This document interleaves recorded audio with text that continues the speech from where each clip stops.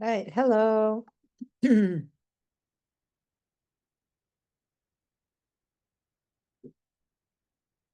Sharon, how are you?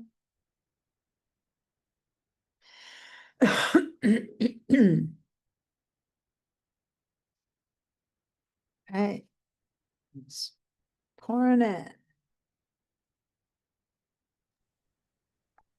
Come on in, everyone. Hi, Thomas. Hi, Karen. Hi, Sharon. Hi, Alan. I I am in Buenos Aires. I'm in Argentina right now. And I was just getting colder and colder because it's nighttime. And look what I got. Oh, it's so nice to sit here with a little water bottle. It's so That's fun. I'm just sitting here cold and I just got a water bottle and I'm so excited. Anyway, I know it's not actually that warm in Santa Barbara either, but I don't know if it's water bottle weather either. Hi, Lacey. could give the class in Spanish now that you're in Argentina. Podría, si me entienden. Would be nice. I'm gonna head over to the chat now. I'm gonna say hola. Now, can you all Hola. please give me a little hey ho in the chat, please? Oh, cold. I was just saying that I got a little water bottle. Oh, and it's a cute one too. Look at the little kitty cat. Just feeling so nice having it, hugging it.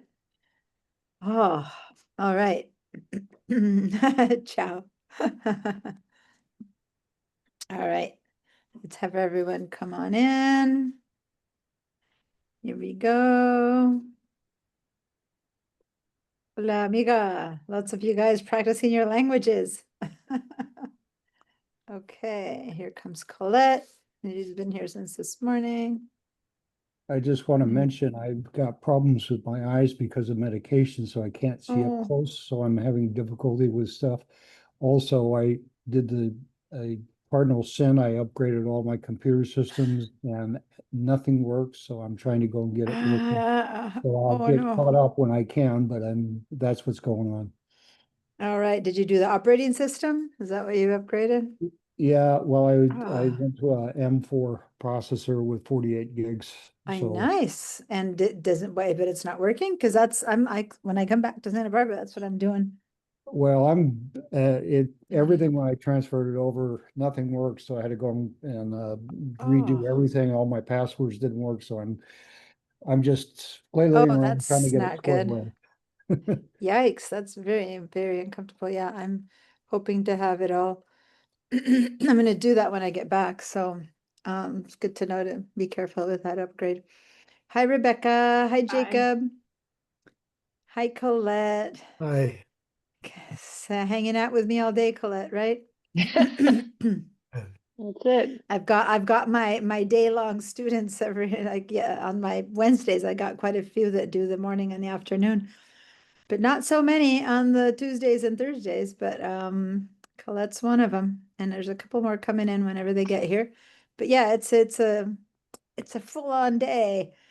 But you know, you reserve all your computer learning all at once into that It's brain. great. All right. So, hi everyone. Just hoping other people will join us soon. Meanwhile, make sure to go to the chat and give me a little hey ho. A bit earlier, I'm gonna say hola again because actually I'm in Argentina, so we're gonna say it the Argentinian way. And the right way is even with an exclamation point in front and an exclamation point in the back. That's how I would really say hola. And I was just saying that I'm cold. It's getting colder, colder, Oh, colder, and I've got my little like water bottle here on my lap, and it's really feeling good. So I don't know about holding on to my keyboard. I don't know. I think I'm just gonna put it on my lap. Temperature like And in Fahrenheit? what's in Fahrenheit right now? See, I'm not good at Fahrenheit. That's one thing that gives it away that I am not American. It's actually it's not that. Oh, hold on. ooh, I'm sorry. clicking on Fahrenheit. we're at 52, so not horrible. But when you're sitting still for hours and hours teaching, at home, I teach standing up so I can move, but here I'm sitting at a chair and it gets to me. After a while, I feel like I'm frozen stiff in the spot. So, yeah. And my Have a mom has heater? heating. Well, my mom There has is heating, heating? but it, Oh, yeah, but it's not that it's like not boiling hot. And if you're moving around, it's fine. But when you're sitting still, it's a different thing. And I'm just sitting still here. So, Good morning. and the heater's over there and I'm over here. So all I know is that I've got a little hot water bottle here. And even if I don't need it, it just feels so cuddly to be holding it. And I like that. I'm gonna have to buy one in the States and get Where in myself a Argentina? water bottle. Where in Argentina? I'm in Buenos Aires. Where? Buenos Buenos Aires? Aires. Mm-hmm. Itis or Mhm. Aires? Is it Buenos Aires? Only you pronounce it different? It's Buenos Aires, Buenos Aires, Buenos Aires. But is Air, that what I I- would say, Buenos Aires? You would say Buenos Aires, I guess, yeah. Okay, That's- I just wondering where you're at. Which means good Thank air, you. like good airs. Good airs. The air is good. Buenos Aires. So air is aire. Anyway, so hi Thank you. everyone. Head over to the chat and give me a hey ho. And I want to welcome. We have a new student today. I did warn that new student. Today is the day 5 of 7. But anyway, how do you pronounce your name? Jennerson? Jennerson? Can you tell me how to pronounce your name, Hi, please? my name is Janierson, but you can Okay, call me Johnny, just no, Johnny. well, Yeah. that's fine. Jannerson is fine. I just wanted to make sure. Okay. I'm myself, I was saying, I'm from Argentina and my name is Diana, not Diana or Deanne or all the other things, although you can call me whatever you want to call me, everyone, but Okay. it actually is Diana. So if you can give it a try, Diana, I prefer it, but I'm fine with whatever comes out of your mouth. But Okay. anyway, I am in Argentina right now. I'm actually visiting my mom. And so here I am. But I wanted to say, do you know how to change your name in the Zoom perchance? If not, I will do it for you. I will add it because I need your last name. Not that I need to change your name. I want the first name, Okay. but I will. So where is your last name? Where are you from? Because your last name is in Spanish. So Yeah, your I'm from first name is not. Colombia. I'm from You're from Colombia. Colombia. Ah, bueno, Yeah. that's why. Okay. So, because that's a name in Spanish, and that's why I was surprised. Okay, so he's just joining us today. So give me 2 minutes to check in with you, everyone. Meanwhile, open your Bridge, open your Photoshop, open your files. So, Janierson, do you have any experience in Photoshop? Because what I mentioned in the email is if you can keep up with us, that's fine, but it's too far for me to try to get you to catch up, right? So do you have any experience at all? Yeah, I got a little experience. A little experience? Do you have the application? Do you have Photoshop in your computer? Yeah, I got. Okay. Well, later I can show you how to get the class files, but right now you're going to just have to open photos that you have to follow along with us. Unless, do you know how to get to the school Google Drive, the Pipeline Google Drive? No. Okay. So then if you know how to sign into your Pipeline account and get yourself set in with the SBCC Pipeline account, then later you can share your screen and I can help you download the class files. Do you have Okay. Bridge installed in your computer? Bridge? No, I don't Okay. have it. If you have Photoshop, that means that you're paying for an account, an Adobe account. You should be able to go and download Bridge as well. So what I'm going to say is while we're talking and doing our stuff, what I'd like you to do is to see if you can go to your account and download Bridge. It's part of the whole, even if you pay for just the photo or if you pay for just the iCloud, for the whole cloud subscription, Bridge comes with either of those 2 subscriptions. So see if you can download it because we use Bridge in this class, okay? So now I'm going to just continue teaching the class the way I teach it, and you can follow along as best as you can. Normally, if it were the second day or even the third day, I would try to keep up with you, but now we're so far in that I'm just going to move forward, okay? And you can just join my next Photoshop class in the fall, and then we kind of start from the beginning. All right? Okay, thank you. You're welcome. All right, everyone. The class was full and I dropped students who hadn't shown up, so a space opened up. So I guess Jan Anderson saw that it was open and signed up, but it's kind of late to backtrack everything, and so I had emailed him about that. All right. Okay, so now I'm going to share my screen, and we're going to head over to the Padlet, and here we go. So here's the class Padlet, and let me give you guys the link to the class Padlet. Here we go. If you go to the class, to the chat, I just put on the class Padlet link. Please go ahead and click on the link so you can come over here with me. And yeah, I'm actually very impressed. You guys did some homework. I am really happy to know that so many of you guys did the work that we did last week. So here's what we did last week up until here. And then look at all the people posting their different versions that they opened in Camera Raw, modified a file in 4, 5, 3 different ways, did the snapshots of each one, then opened each version within Photoshop.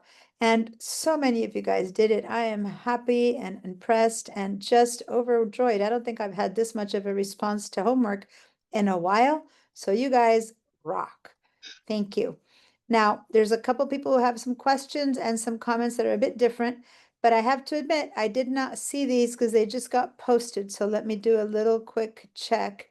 Converted this by Bridge, right clicking, original version, see histogram before editing, and then adjusted out categories, light, color effects. Okay, so this is your work of the before and after.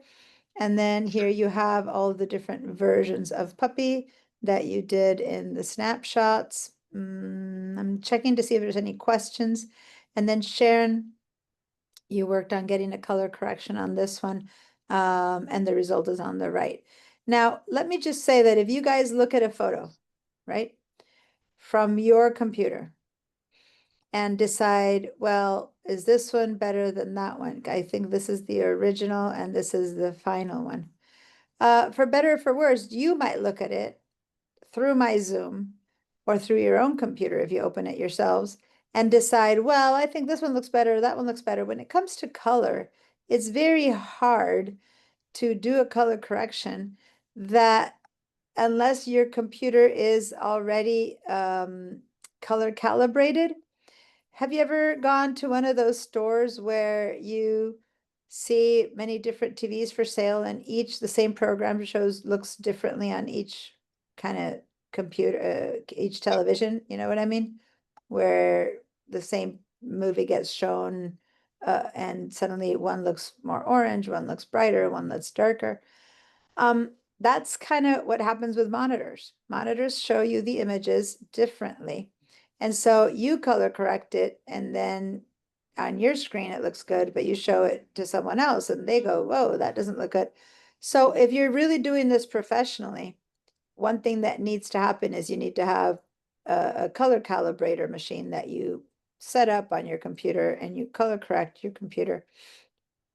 But then you need to, if you're going to print it, you need to coordinate with the company who's doing the printing, if it's a company, and then coordinate with the calibration team and stuff like that. So it's, otherwise you're going to look at this image and you're going to go, okay, I color corrected it so that it looks good to me. And then you print it and suddenly the wall comes back looking gray. And you're like, why? Well, because your screen was showing you something. And then when you sent it to the printer, it gave you something else. So any attempt at color correction, which is what was happening here, this is like a yellowish tint, and now in my screen, it looks a little bit greenish. For someone else, it might look a little bit bluish, and for Sharon, it might look neutral. It's really hard to know, especially when I'm projecting it through Zoom, for what you guys are seeing, which one is actually correct or not correct, or neutral or not neutral. And also she has a lot of mixed lighting here, and you have like the sink here that has a tone of white, and then you have eggs that are white and a cup that is white. So if you look at the walls, maybe the walls were cream and maybe they weren't white originally, because the white looks pretty white in this one, but this looks like it went a little bit creamy. But if you try to make that look white, then maybe the white would look yellow, right? So anyway, you have to kind of work on that in a way. It's a perfect example. Thank you for posting this, Sharon, because at some point you might need to start doing some masking. And what we're going to be learning today, we're going to be starting to distinguish what masking is all about. And so maybe what might need to happen here, if the wall was supposed to be white and the sink is supposed to be white and the eggs are supposed to be white and the cup is supposed to be white, is that maybe we need to mask the background, make it white, mask the sink, make it white, you know what I mean? Separately, because they're not going to be the same white. Now, that's just with the white she's showing, but let me show you an example here with Ed. Ed posted this example with, this is a photo that is Ed here today? Ed? Not here yet, right? No. Nope, Ed's not here yet. Oh, I think he's, I don't know if he's, I don't remember if he said he could come today or not. Anyway, so he used Camera Raw to do some basic adjustments, some global adjustments. So remember, global is when the whole thing gets fixed at the same time. So he explained here what he used. He did some sliders, he did some stuff. Anyway, you guys can read the details later. So he did some basic fixings here to get the contrast right, to get everything else right. And then here he did some masking, and you can do masking in Photoshop, or you can do masking in Camera Raw, and we would use it in different ways. So here he did some masking in Camera Raw, and what that means, I don't know if you remember this one here. Look at the color of the sky, for example, just to focus on something, and it's pretty grayish, and this is pretty green, and the yellow is a certain, oh, here comes Ed, and here I'm talking about his photos. So there you go. And then hi Ed, good timing. I'm talking about your photos right now, so I hope you can hear us and the ears aren't burning. So I was giving an example. They're on fire. So I was giving an example about masking on another photo, and it was or a photo that could have used some masking, and so I'm showing what masking is all about. So I was just showing how this one had a global correction, and a global correction, we already went through this one, is basically everything got corrected the same way. So maybe you do a global correction that has to do with exposure or with color or with, you know, things like that, but that everything needs that correction. And then you open up and you do some masking. So masking would mean, in this case, he masked out each portion. So he treated the sky one way, he treated the road one way, he treated the mountains one way, he treated the vegetation another way. So you get to put, you get to decide, I'm going to treat the sky, so I'm going to mask out the rest of the image. And that's what masking means, right? You cover parts of the image in order to then affect only one portion of it. Okay, so if you look over here, this tiny little thing right there, that's a little tiny preview of the mask. And as you can see, all the mountain and road area is black and the sky is white. So that's an example of a mask. And what that means is that now, when you go over here and you slide the exposure, make it lighter, darker, color, it only affects the portion that's white, the portion that's visible, which in this case would be the sky. Over here, that would be the vegetation. So maybe you make the green drier, darker, lighter, greener, whatever you're going to do, you only do to the green, and the green is white, and then the rest is masked out. Does that make sense? That's what a mask is all about. So if you want to read his notes here, he explains what he did, and how come he did it. And that's a great way to explain the whole point of your exposure. So a photo that started, I mean, this isn't even the original. This is one that he already did some work on, only globally. And see how bright green the green is and how gray the sky is. That's what's most salient when you look at this one, because if they're not next to each other, the color of the mountains is also changed. But clearly we can see blue here in the sky, and we see that the green isn't that bright green anymore, right? So that's why you can see those better. The rest is a bit more subtle, but if you guys open in one and then the other, and I think you can do that. I think you can go here with these arrows. I think I can just go like that. Yeah, so here we go. Before not even before, this is just before, after a global correction. And then this is after his masking corrections, okay? Now, as I was saying before, on your computer, you might think the color of this one is better than that one. I was just comparing to these two, or that one better than this one. And that has to do with your monitor showing it to you differently. Now, when you guys posted these kind of examples, the colors are so different because that's what we were trying to do, that we can't talk about color correction. This was more about modifying in a very intense way different photos and then posting them next to each other. But for the most part, corrections tend to be more subtle, more like Sharon's correction, where it's just a bit of light, or Ed's correction, where you're just doing things that if you just look at this one, you go, oh, that's great. If you look at this one, you go, oh, that's great. And then when you look at them together, you go, whoa, those are pretty different, right? But it takes you looking at them both. There's no like crazy pink sky suddenly. So you need to pay more attention to see what is it that's been changed. And that's more typical of the kind of changes that are going to happen when you use Camera Raw in an attempt to make the photo look real and not like we did the other day, which was to make it look, fantasy pink or whatever, right?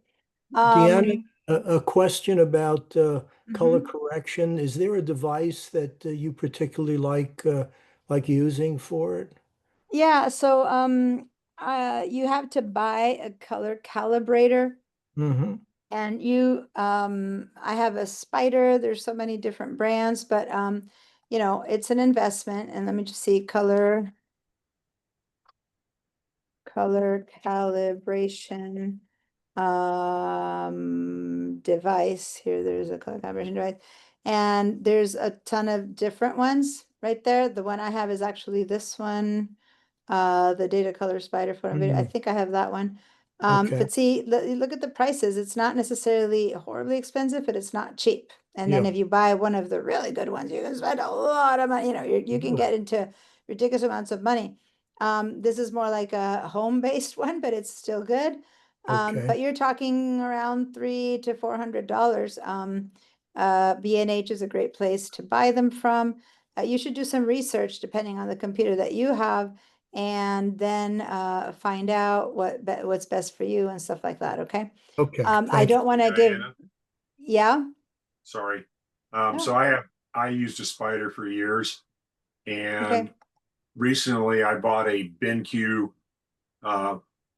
monitor that is the photography line for them, and the Okay. color calibration is hardwired into their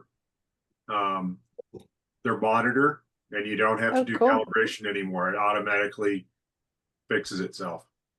All right. Well, When I'm you look at assuming that you're probably paying the price of that but it's probably a pretty expensive monitor, I would assume, or not. I don't know. it is an expensive monitor, but the Mhm. cost It of buying saves. a normal monitor and buying the Spider is actually more than the cost Yeah. of it. Yeah, there you go. So that's one of those things that you need Ed, to take into account, what was the right? name of that monitor? BenQ, BenQ. Oh, okay. Thanks.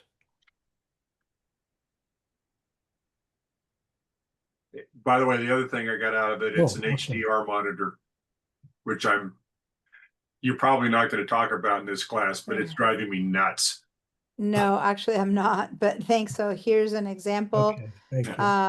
It doesn't seem so expensive as I expected. Well, maybe you have a bigger You one. have to look for the photography ones. They have all sorts of lines.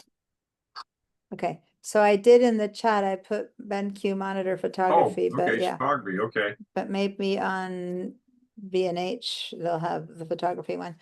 So well, this one by the way, when you look at this kind of thing, professional people who do professional kind of retouching, and if you decide to do this for real, you should consider that you would need to have professional level stuff. You need to have your walls around you controlled light, like painted gray, the light controlled so that it's daylight, all that kind of stuff, including in this case that, hold on, I'm just resizing my windows and that's why I'm kind of doing this for a second. Here you go. Then these are kind of like, they do this for horses to stop the light because scaring them, so that you don't have any light filtering in. So you can get kind of crazy as to how much you do, right? But anyway, if you do this as a profession, that's what you need to do, because otherwise there's no way to promise that the photo that you are fixing on your computer is what you're going to get when you get that print that you're ready to sell or show in a gallery or, you know, put on your wall. But most people just want to fix a photo so that it looks good in this case, either because they're posting on social media, they're doing a slideshow of their trip, or they're making prints for their own, you know, mantelpiece. And in which case, you probably won't care if the cutest dog ever photo looks slightly, you know, tiny bit more yellow, tiny bit more red. You'll still look at the dog and go, "Aw," you know, but what you'll want is to make sure that, you know, it looks good enough to you. But if you're thinking of doing this on a professional level, you definitely need to begin to invest some money into your monitor, your calibration equipment, and all that kind of stuff. But nope, I don't get a chance to talk too much about that, given the timing of everything I have to teach you. So if that's something that matters to you, I can show you I can point you to some good sites that talk about that. But I believe, I don't know, I haven't checked for a while, but I believe that the lynda.com, it's not lynda.com anymore. What is it? LinkedIn.com. LinkedInLearning.com, the one that the school pays for you to go and do tutorials on. They used to have some good color tutorials. I haven't checked to see if they're updated. I haven't checked on a color calibration tutorial in a while, but they tend to do those kind of things. On the one hand, they don't need that much updating sometimes because it's the same conversation forever, but then the technology changes of how to get that. For example, the monitor that it's talking about, that wouldn't have existed before, right? So anyway, other than that, the technology that they're using to calibrate is probably the same one that has been used for a while. So you can probably get a tutorial that's older and it would still apply to the whole concept of how you calibrate a monitor and how it's, you Thank got to you. That's helpful. follow it down the line. It's not just your monitor. Rather, it's the printer you Yeah. print with, be it the one on your desktop or the company that you send your print to. You need to be, you know, the color profiles. It's a whole set of stuff that we can't even begin to tickle here. But I just wanted to, you know, that if you're seeing any of these and thinking when I make a correction, I go, oh, look, this looks better than that. And you on your side are going, no, it doesn't. It might be because our monitors are very different, right? So just know that. Okay.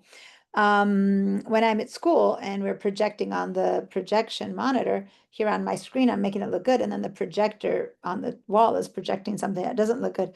Supposedly room 3 is going to be all color corrected and all the projectors and everything. It'll be amazing when it opens in September. That's what they promised us. And I'm going to be going back to doing one of my classes in person. Hopefully it's true that they will have us all set up with color correct material. We'll see. Okay. So now let's head over to, thank you for so much homework, you guys, for so many good examples. And now we're going to get deeper into what we can do with Photoshop, and we're going to begin to learn some masking. But we're not going to do masking in Camera Raw.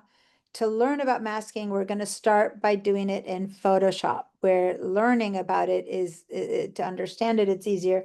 In Camera Raw, there was no masking until a few years ago. And when it started, it's much more automatic. It does the mask for you. And when it does a great job, it is so much easier. But when you really need to manipulate that mask, it's easier to manipulate that mask if you're and to learn how and what it means to manipulate a mask if we do it in Photoshop. But just so you know, you could do it in both places at a different level. So here we go. We're in Bridge. Hopefully everyone has access to the class files. And there's also a lot of AI tools that Photoshop has now that I brought some files here to teach you about that. A lot of generative tools, which means basically the Photoshop invents things for you, and it's doing it really well and impressive. And I'm not talking about inventing that you took a photo.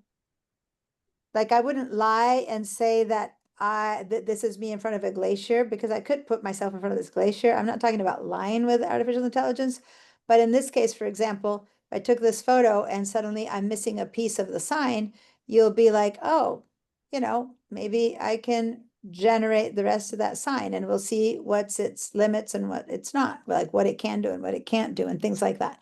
I'm not into creating things that I didn't do or don't, are not part of my image. But yeah, we can remove the reality that this light post was there. Well, can we remove it? Yeah, we can remove it with all kinds of tools that Photoshop has, including generative tools and including non-generative tools. Okay, actually, let me cancel that one. I didn't mean to open that one. I was just, so there's tools that you've been able to do this with for a long time. And then there's the tools that you can do it with now. I just noticed that I was playing around with that one, and I need to clear those settings because you guys don't have anything on that one. Okay. So let's go ahead and start doing a little bit of masking, and I'm looking for the file that I wanted to work on masking to start with. And actually it's interesting because the one I was going to work on masking at the beginning was actually the one we used last week. But let me see. I'm going to do it with this one. Okay.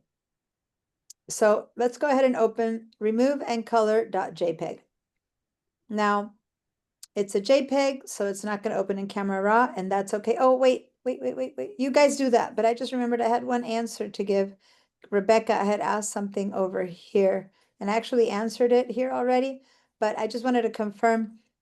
She mentioned she didn't see the snapshot tool, and my answer was that this must be from Camera Raw. That's a filter instead of Camera Raw to start with, but I just wanted to make sure whether that's so, because the filter doesn't have the snapshots. I still don't know how to open up in Camera Raw, Well, this is Camera Raw. but Oh, how to open up with that? Oh, you had that issue with yours. Okay.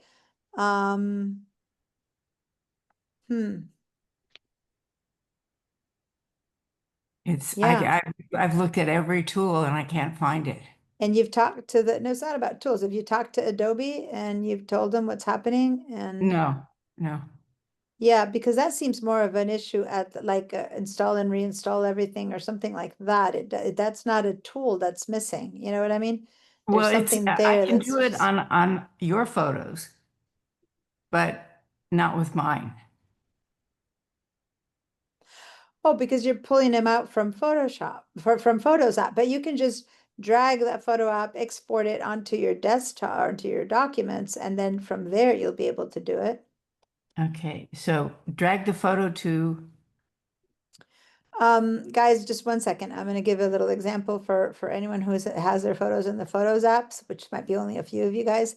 So if you go to your Photos app and you want to work on this guy, Mhm. you have to select it. You have to export the unmodified original, put it somewhere on your computer, make a folder for your files that you're exporting and your documents folder. And then you go into Bridge and you go into that documents folder and you find that folder, and there you open it that way. That's what I needed to know. Okay, all right. Thank Yeah, you can't do it directly from there. Okay. I mean, I was able to do it the other day, which surprised me, but I don't know why it wasn't working for you. Okay. All right, so back to sharing just my small window. Here we go, and Bridge, and where's the one I told us to open? Here it is. Okay, so by double clicking on a JPEG, it'll just open in Photoshop. So let's do that. When you have this photo open and you're ready to go, give me a yes. And everyone who's here, please go to the chat and give me a hey ho. So we can, Chanierson, you didn't know that yet, but in the meeting chat here, we all go and say hello, hi, I'm here, whatever you need to say.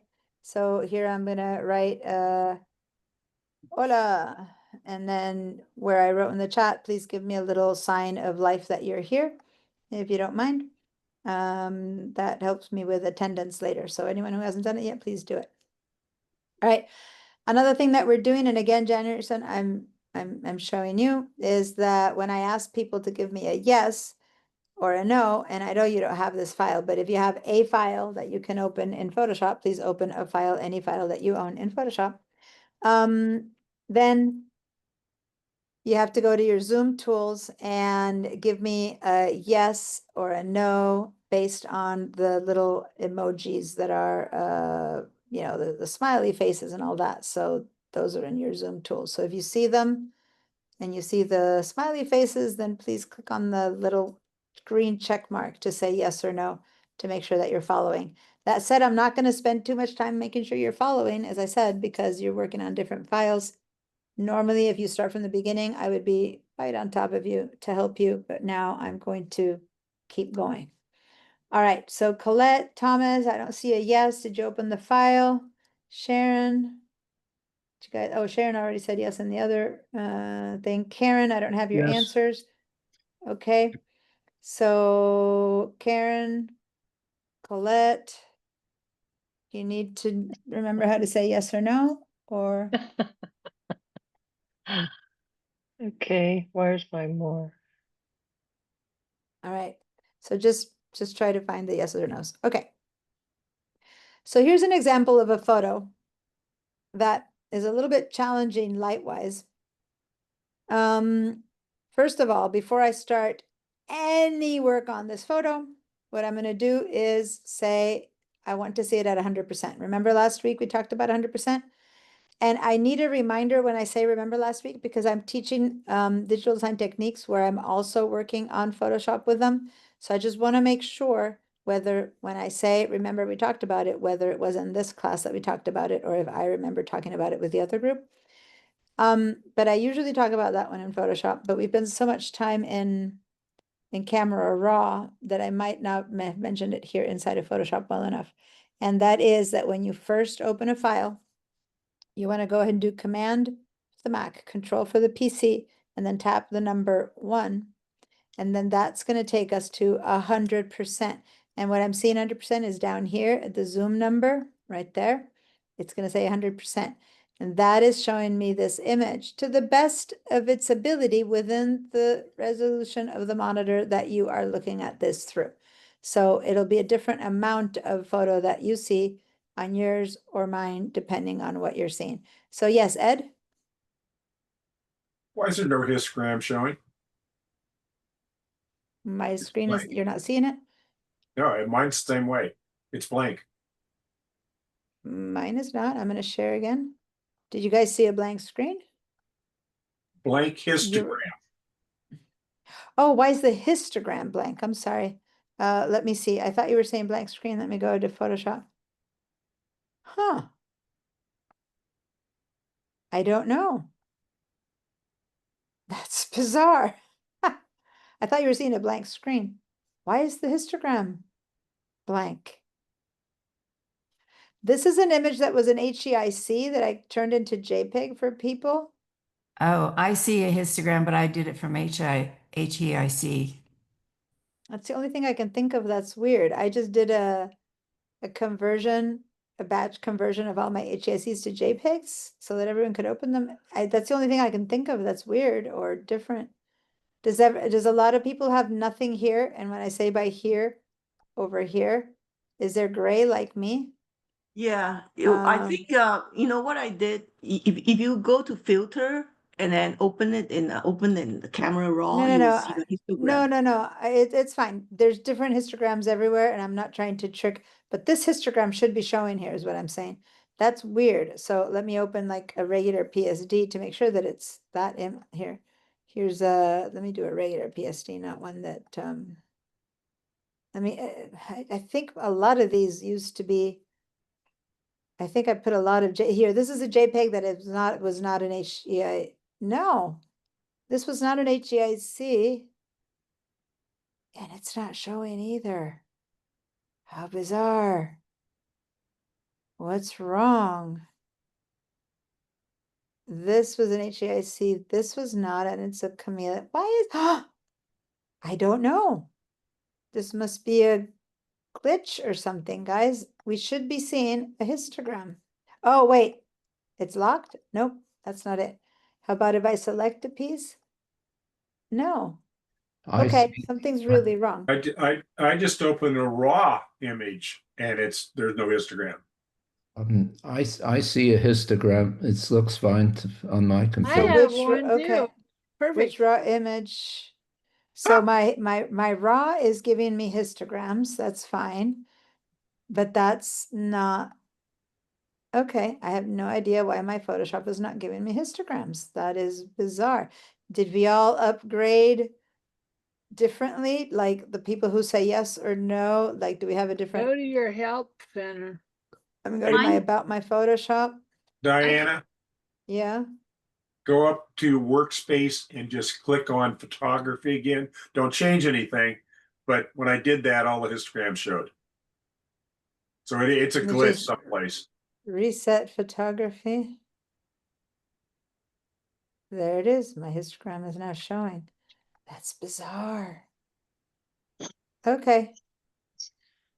Yeah, that's a weird little thing. Okay, It well, thank you shows for in- finding.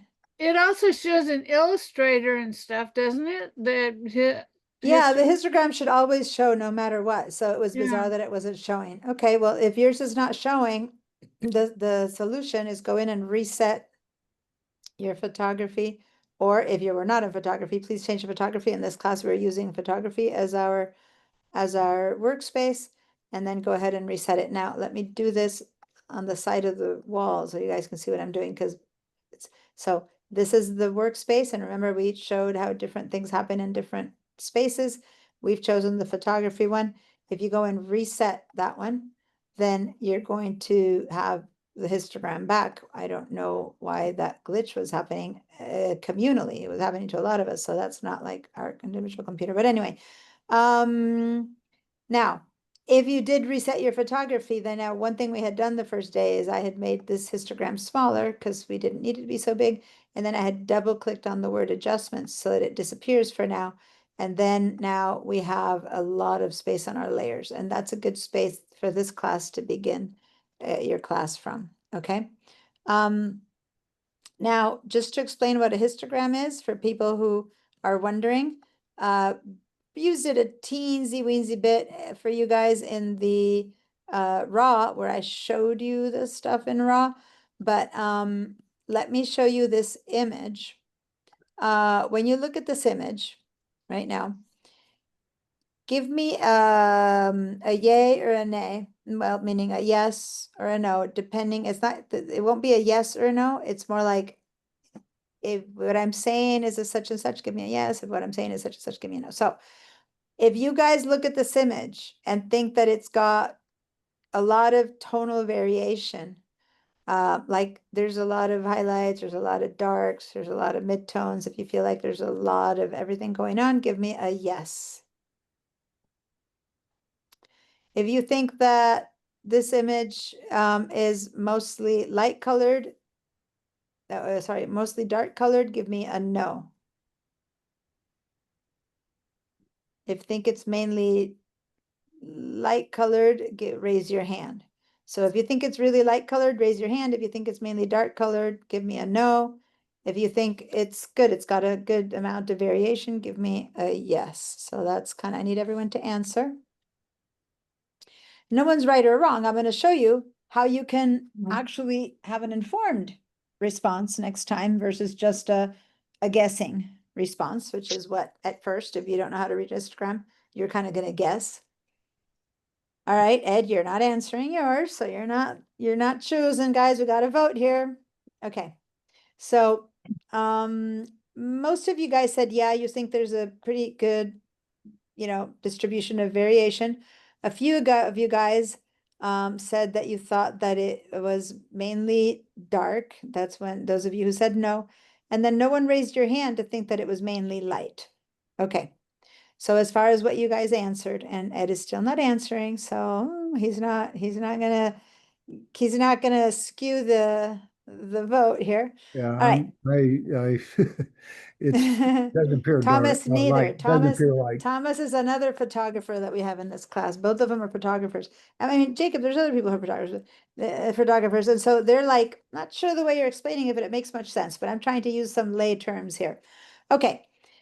So what we do here with the histogram, if you remember from what we saw before, is kind of be able to guess, not guess, to read, to read what the the luminance tones, the variations of tones that we have in this image are. And if you remember a little bit, and maybe let me remind you, instead of having you remember, let me open a DNG so that I can just kind of show you really quickly.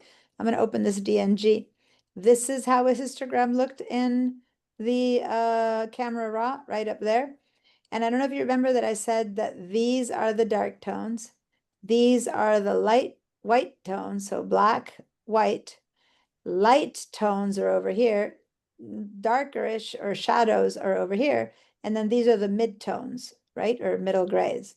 So this is midtones, shadows, blacks, midtones, lighter tones, which could be whites or highlights, and then this is pure whites, or the corner is pure whites, whites, highlights, okay? So that's how I defined those tones. So if you look at this image and you look at the histogram, you might be right in saying where there's not too many pure blacks. And if you look at that, no, that's true, because I don't have a big mountain here. Because the bigger the mountain, the more there is, the shorter the mountain, the less there is. And I don't have too many pure light colors. And yeah, that's a very tiny mountain there. And yeah, there's not many very bright colors, just a little bit down there in the clouds. And then there's quite a bit of middle-ish, midtones, shadows, and highlights, right? That would be kind of, you look at it and you go, oh yeah, that kind of looks like what I'm reading in the histogram. Okay, I'm going to cancel that. So now this reads the same way. It looks a bit different, but it's the same way. If I have something tall, the mountains are tall, I have a lot of them. And if the mountains are short, I have very little of them. So if we consider this to be our blacks, this to be our darker shadows, this to be our middle tones, this to be our lighter tones, and this to be our whites, right? Then, yeah, we have very few lighter tones, right? And you go, well, but it's the sky. Yeah, it's a sky, but it's not looking as that. Well, how about that shine over there? Well, there is such a thing as a clipped. See, when I told you last week, when something just shoots up the side, that's a clipped area. So those tones are going out of the I'm going to say the spectrum, out of the whole scale. That means that it's white without detail.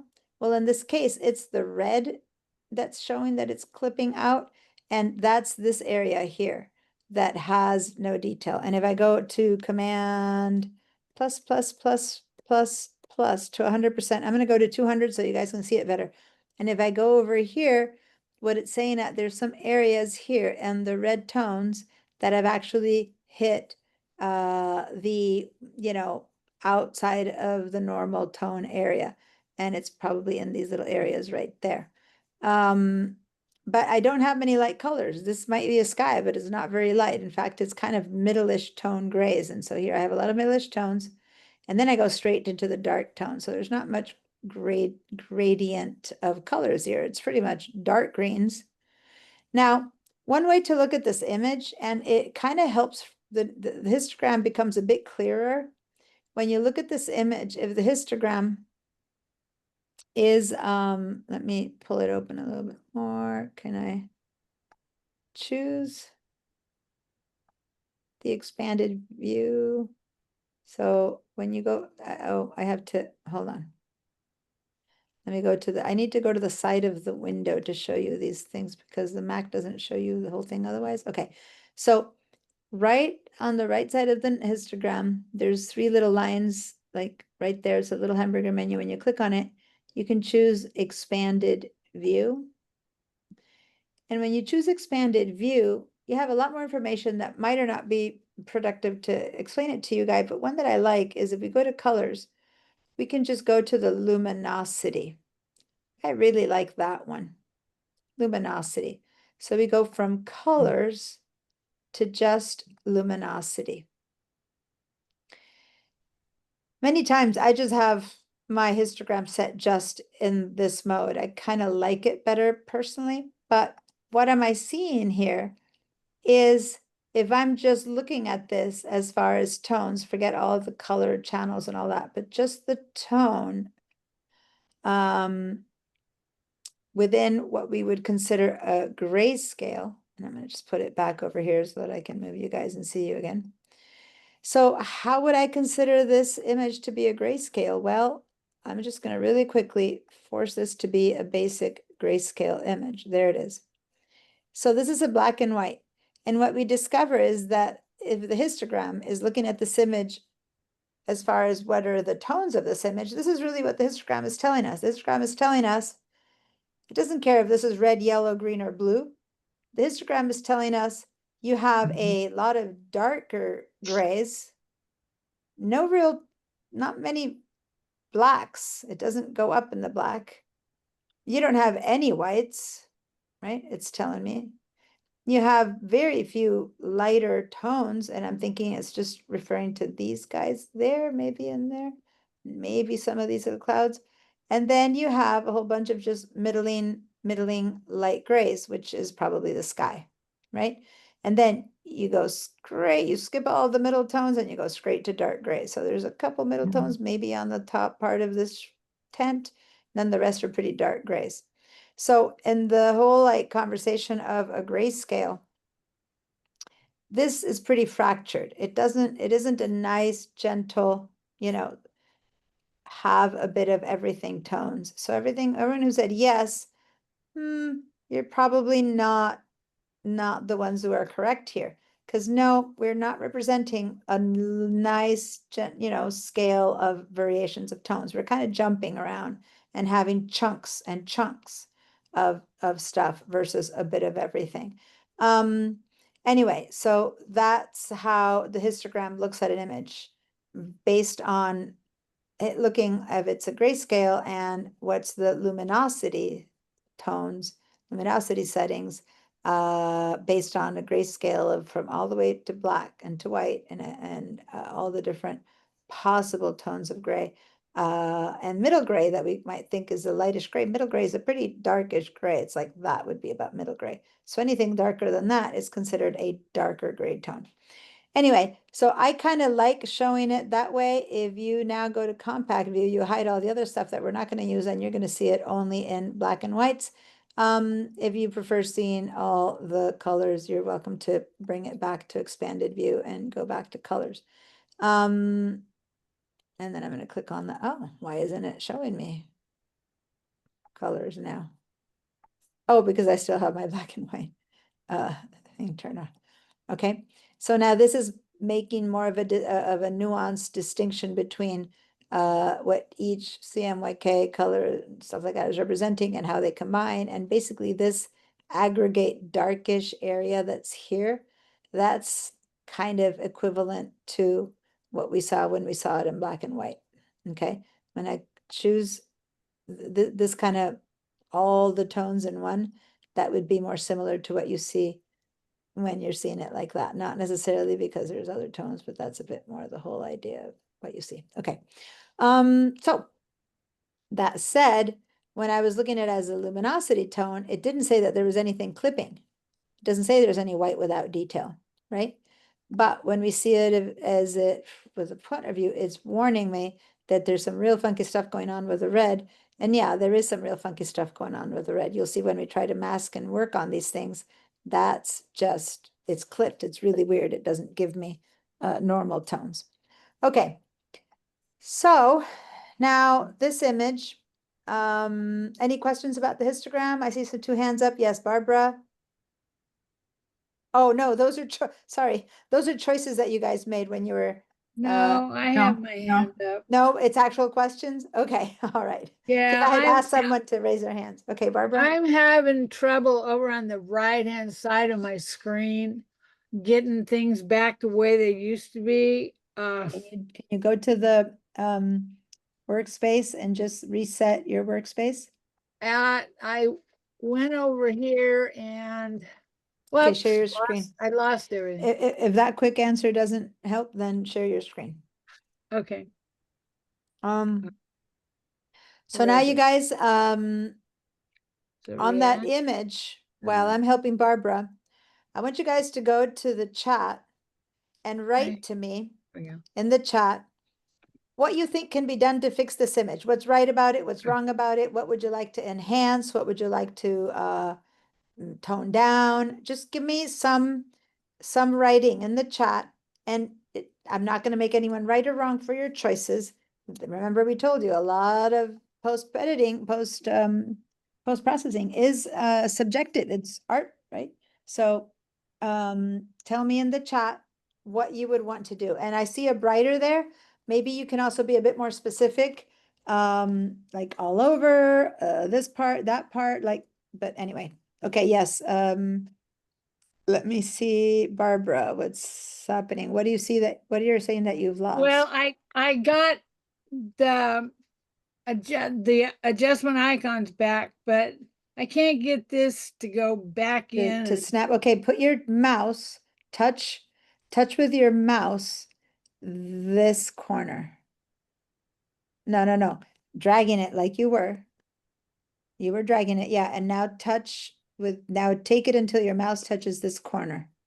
Drag your mouse over, dragging that, no, not there, here, it doesn't matter, this line. Now, no. Hold on, I'm not being very clear. Put your mouse where it was, grab it the way you were grabbing it, that's fine. Where, up here? Yes, keep it there. Now, click and drag until your mouse carrying all of this touches that line. Keep going, tip of your mouse, there, let go, whoop, okay. It ended up a bit next to it, then, which isn't what I wanted, but that's okay. Let's go ahead, and it's easier to just reset, and let's just reset it, because otherwise, yeah, go over here to this little, oh, yeah, there, click on that, and then just reset photography. There you go.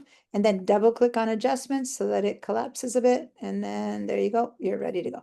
So whenever your workspace and everything goes Okay, kind of weird, I did just reset, but a couple times, but it didn't do it. And also, when I went to 100%, the 33% down on the lower left didn't change. Well, go to 100%, go ahead and do a command 1.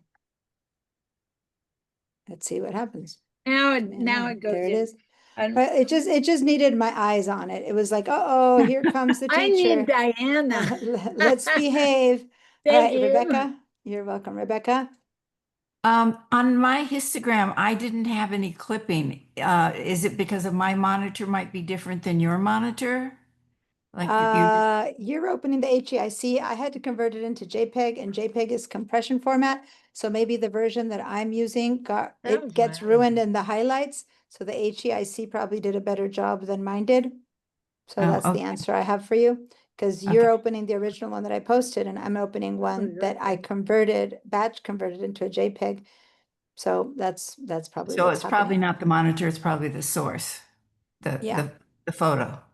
Yeah, because Got it. the monitor isn't what Photoshop reads. Photoshop reads hold on, am I sharing the right images? Yeah. Photoshop doesn't read the monitor. It doesn't matter what monitor it's being read through. It reads the metadata, the image information. So it's not about your monitor at all. Okay. I did not know that. Yeah. So Colette, Yeah. Sorry, sorry. I went back and reset everything, but my histogram is still only one color. It's only like this? showing, yeah, it's showing like that. I Go went back to and I expanded view and go back to colors. Go ahead, and over here, there's like a little arrow that you can click on for it to reset itself. Try that. Like a little okay, reset thing. I'm not seeing that. It doesn't matter. We're not really going to use the histogram right now, so I want to move forward. Okay, It was just teaching you how to read one, but yeah, when you open it again and reset, it'll work. Or go ahead. oh, I see it, okay. But I see there's it a now. little right there. There's a little refresh kind of thing, and you can refresh it that way, and that should take care of it. Okay. Cool. So let me clear all your answers. And now let me see what you guys have been answering in the chat. So, oh, really? Only 4 answers? Hey, how many people are in this class? I want as many answers as people in this class. I said, what do you think we should do to this photo? So please go and write, even if you say, I have no idea, which is one possible answer. Then give me the answer. I have no idea, but please answer. So then, Brighten Karen up the said black. brighter. Jacob said boost the highlights. Sharon said brighten the tree area. Raise Ed the sun. said it depends on what you want to emphasize. If the sky, if your emphasis emphasize brightening, this colors would help. If you want to emphasize the tent, I would darken the sky and brighten the tent. So Ed is talking already as someone who understands that we can mask and make choices, right? Versus people who don't know about masking might go, well, just make it brighter because yeah, the whole thing's a bit dark, right? Problem with making it brighter globally is that then I might lose the sky, or making it darker globally, I might end up losing the trees there that are barely distinguishable as trees already. This is a very challenging time light, right? I mean, guys, we're not going to get a masterpiece out of this. It was just an image that was, the exposure was bad enough that I thought we could work with it a little bit. Yeah, an answer, a possible answer could be, I agree. And Rebecca, you answered just to me, so others don't see it. But Rebecca just said, I agree with Ed. So there you go. If you don't know what to say, go ahead and agree with someone. That helps. Colette, add light and detail to the tree line.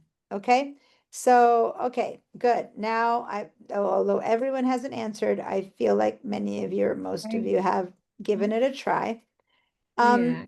The reason I want your answers, guys, is because when I'm not around and you have to fix your own images, it's your brain that's going to tell you what to do, not me. So I want you to begin to have your own opinions about what you think things need to be. And then we can figure out how to make those things that you want to make work, do better. Now, before we start working on lighter or darker and anything else that happens to this image, and basically, yes, Ed and Rebecca and anyone who mentioned make this thing lighter and this thing darker or something like that, those are people who I would consider are right, because I believe that this image can't be fixed globally. I think this image has to be in part lightened, in part darkened, in part added contrast, in part boost saturation, in part take saturation down. So basically, it needs to be worked in a more nuanced way than just a global answer, right? So now I'm getting some answers that have to do with detail, like Lacey's saying detail to the bottom part of the trees, or lighten the black areas and darken the white splash in the water, says Barbara. Okay, so this is that idea of, yes, you can work individually on different parts in different ways. But there is one thing that I want to do first. Well, should I do it first? No, I won't do it first. Let's go to the colors. I was going to show you some tools to fix something here, but we'll leave that till later. Let's go to this, since what we're talking about is tones. Let's show you that. All right. So first of all, yes, I could pull up Camera Raw. We already showed you that here in Photoshop, and deal with this with Camera Raw, going to the light and the dark and all those sliders and all that. We could do that. But I'm going to show you a way to do it in Photoshop where we can work on masks with maybe more ease than we could, although these masks in Camera Raw would work just fine. But I'm trying to teach you more about masking on a hands-on level, so I'm going to use the Photoshop version. So first thing that we're going to do is give this a global correction. So let's head down, down, down, down, down to the bottom of the layers panel. Tin, tin, tin, tin, tin. And there's tiny little icons here. We're going to go for the round one, the one that's got like a circle and half of it is black, half of it is in white. Some people make a mistake and go to the one that's a rectangle with a hole in the middle. Not that one. I want the one that's an actual little ball. Click on that one. And there's a whole bunch of different possible adjustment layers that we can make. And we're going to go to a really simple one, and it's going to have a histogram. And since I just explained a histogram, it's kind of cool because you'll be able to see it in another place. So let's click on the levels. And once I do that, I wonder if anyone recognizes this here. Isn't that the black and white histogram that I just led you to turn over there? Yeah, because this tool is looking at the photo as if it was in black and white. Levels is going to correct the tones as if this image was black and white, not as if it's red, green, or yellow. It doesn't care about that right now. Right now, we're in the RGB mode, which is red, green, blue, all the tones. It doesn't matter. All are going to be affected. Now, before we continue, look what happened here in the layers. I now new have my original layer. What's that, Barbara? Yeah, you have a new layer. Yeah. I'll turn my sound off. No, that's fine. So bottom, it said background. So let me undo what I just did. When we first started, this only had one layer, background, and it was locked, and I left it locked.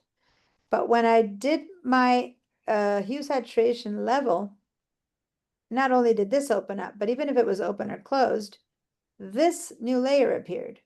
A new layer appeared, which has two parts. One side of it is our properties, which is that. And one side of it is what we're going to come to know as our mask. Now, do you guys remember, and I'm going to go back here to what I explained a bit earlier. Whoops, why won't my, I'm going to reshare. I can't seem to be sharing this. Here we go. Okay. So when I shared with you guys this image, and I said, and I pointed out to this and I said, this is a mask, and the part that's being affected is the sky. And if you look at the mask, the white part is being affected and the black part is being covered up. Remember that? Okay, so if this is not being affected and it's black, then what is being affected is white.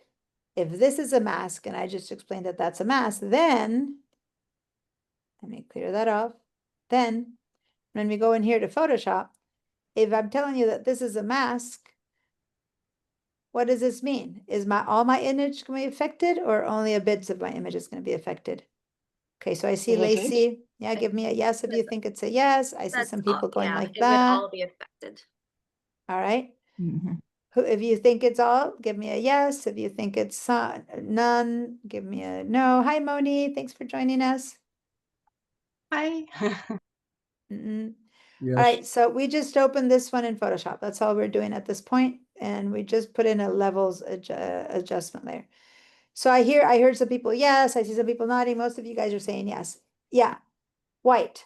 There's no black in here. That means that whatever I do next is going to apply to my entire image. It's a global adjustment.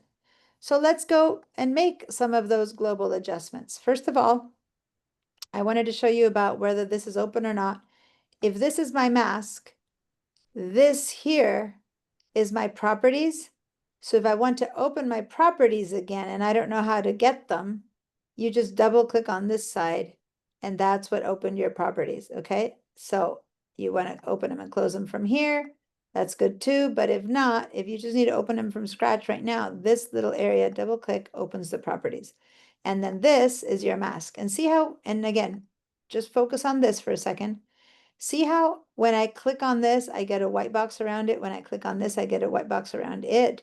So I could be on one layer and selecting two different tools. One is the mask, one is the properties, and they need to be selected independently depending on what we're working on, okay? So this one adjustment layer, a levels adjustment layer, is going to adjust what it sees underneath. And what it's going to adjust is the levels of, and in this case, we're going to look at the gray tones, the black tones, the white tones, and we're going to adjust them from the top down in a non-destructive manner. So this is a non-destructive modification. Yes, Barbara? How did you get the mask in that layers one? I just I'm went to sorry. this, and that's okay. Go down to this little circle at the bottom, Right? click on that, and then choose levels. I did that, but I have levels. I have a new layer. It's called levels, but I don't have the mask in there. It has to be, unless it's so tiny that you don't see it. Because No. I'm showing it bigger for you guys. If you want to see a bigger one like this, if you right click, you can see, you probably have small thumbnails. Maybe you have no thumbnails. Or you have medium thumbnails, which is what I have.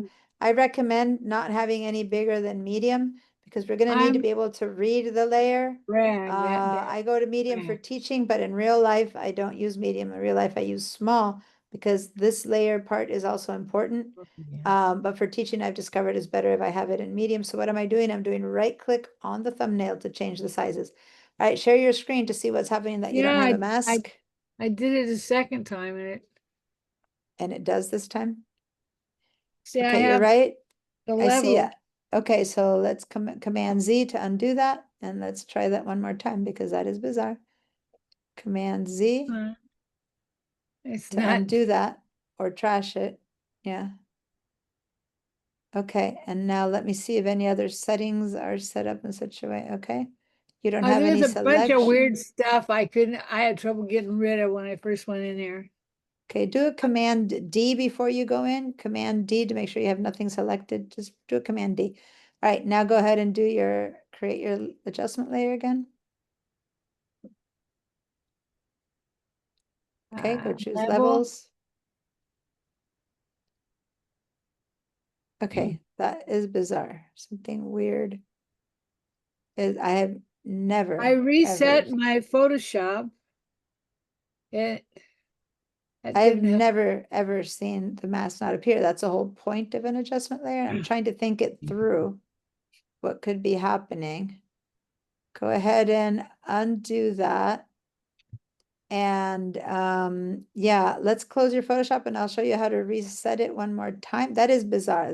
That's definitely not a file problem or an issue. Let's say don't save. Okay, and now go to your dock. Don't click on Photoshop yet. Don't go to your dock and show me the Photoshop icon. Okay, and now hold down. Oh It's God, not all was the way it? shut. Should I quit? It isn't? I can't No, see it's your got a mouse there. dot under it. Okay, so then right click and quit. Yeah, and I'm trying to remember, was it, I think it's option. I think it's, we'll see it, but hold on, I lost your Zoom. I think you have to hold down to try the option key, but it might be command, go down to the icon. Okay, hold down your option key first and then click on Photoshop for a second. Keep it held down, keep option held down and click on Okay. Photoshop. Wait a minute, and it should, I don't I'm remember. holding the Yeah, I don't option. remember it was option. No, it should have, no, that wasn't it because it would have come up saying, should I reset your things? Okay, so cancel that. And then this time hold down the command. Quit. Now hold down your command. Say cancel up there. Okay, go Okay, back command. there. Yeah, you have to quit it again because it was mid-opening. Okay, go back to Photoshop and then hold down your command key. And then now click on Photoshop. No, oh God. What was it? I think maybe it's all three. Go ahead and say Shift Option and Command when you hit it this time. So go ahead and close that. That's just a Finder window. You don't need to close that. Go back to your dock. It's okay. It's not open. Go back to your dock. It doesn't matter. Go back to your dock. Hold down dock. Shift Option and Command. And now click on the word Photoshop. On the icon Photoshop. Shift Option and Command icon Photoshop. That's a lot to hold down. There. Delete the Delete. Photoshop settings file. Say yes. Should I release my Yes. fingers? Yeah, you're done. Yeah, say yes. Okay. Okay, so now it's going to open like from scratch. All the weird settings that it could have should open at scratch. Welcome back. Go ahead and close this little, yeah, close that little guy that doesn't let you in. Okay, now go to Bridge and open from Bridge the photo that we were working on. Double click to open it up. Okay. Just double click, it's a regular. Yeah, that's fine. Embedded Oh, profile? That's fine. You have a different profile set up. I would say, okay, okay, now go get us a levels adjustment layer and Oh, do okay. this time down here. Oh dear. And it's this little black and white guy. I forgot how to use Photoshop. All right, well, there Okay, it is. it's got it this time. Cool. All right, Thank sharing my you. screen again. I You're would welcome. not have known how to do that. Yeah, that's just a big old, we could have done it from the settings and stuff, but that's a absolute clearing and house. And at this point, I was just like, okay, just clear it up. Okay. All right, guys. So, all Thank right, you. so this mask here is white, which means that any changes that we make are gonna happen only to, will happen to everything. So now let's head over to these properties, which by the way, I can open and close from this little tag right there. And watch for a minute. If these are my lighter tones, or my whites, I'm sorry, way over there, my whites, then this little guy here is my middle tones, and there's very few middle tones. And then this is my black tones. So then that means that these are darks.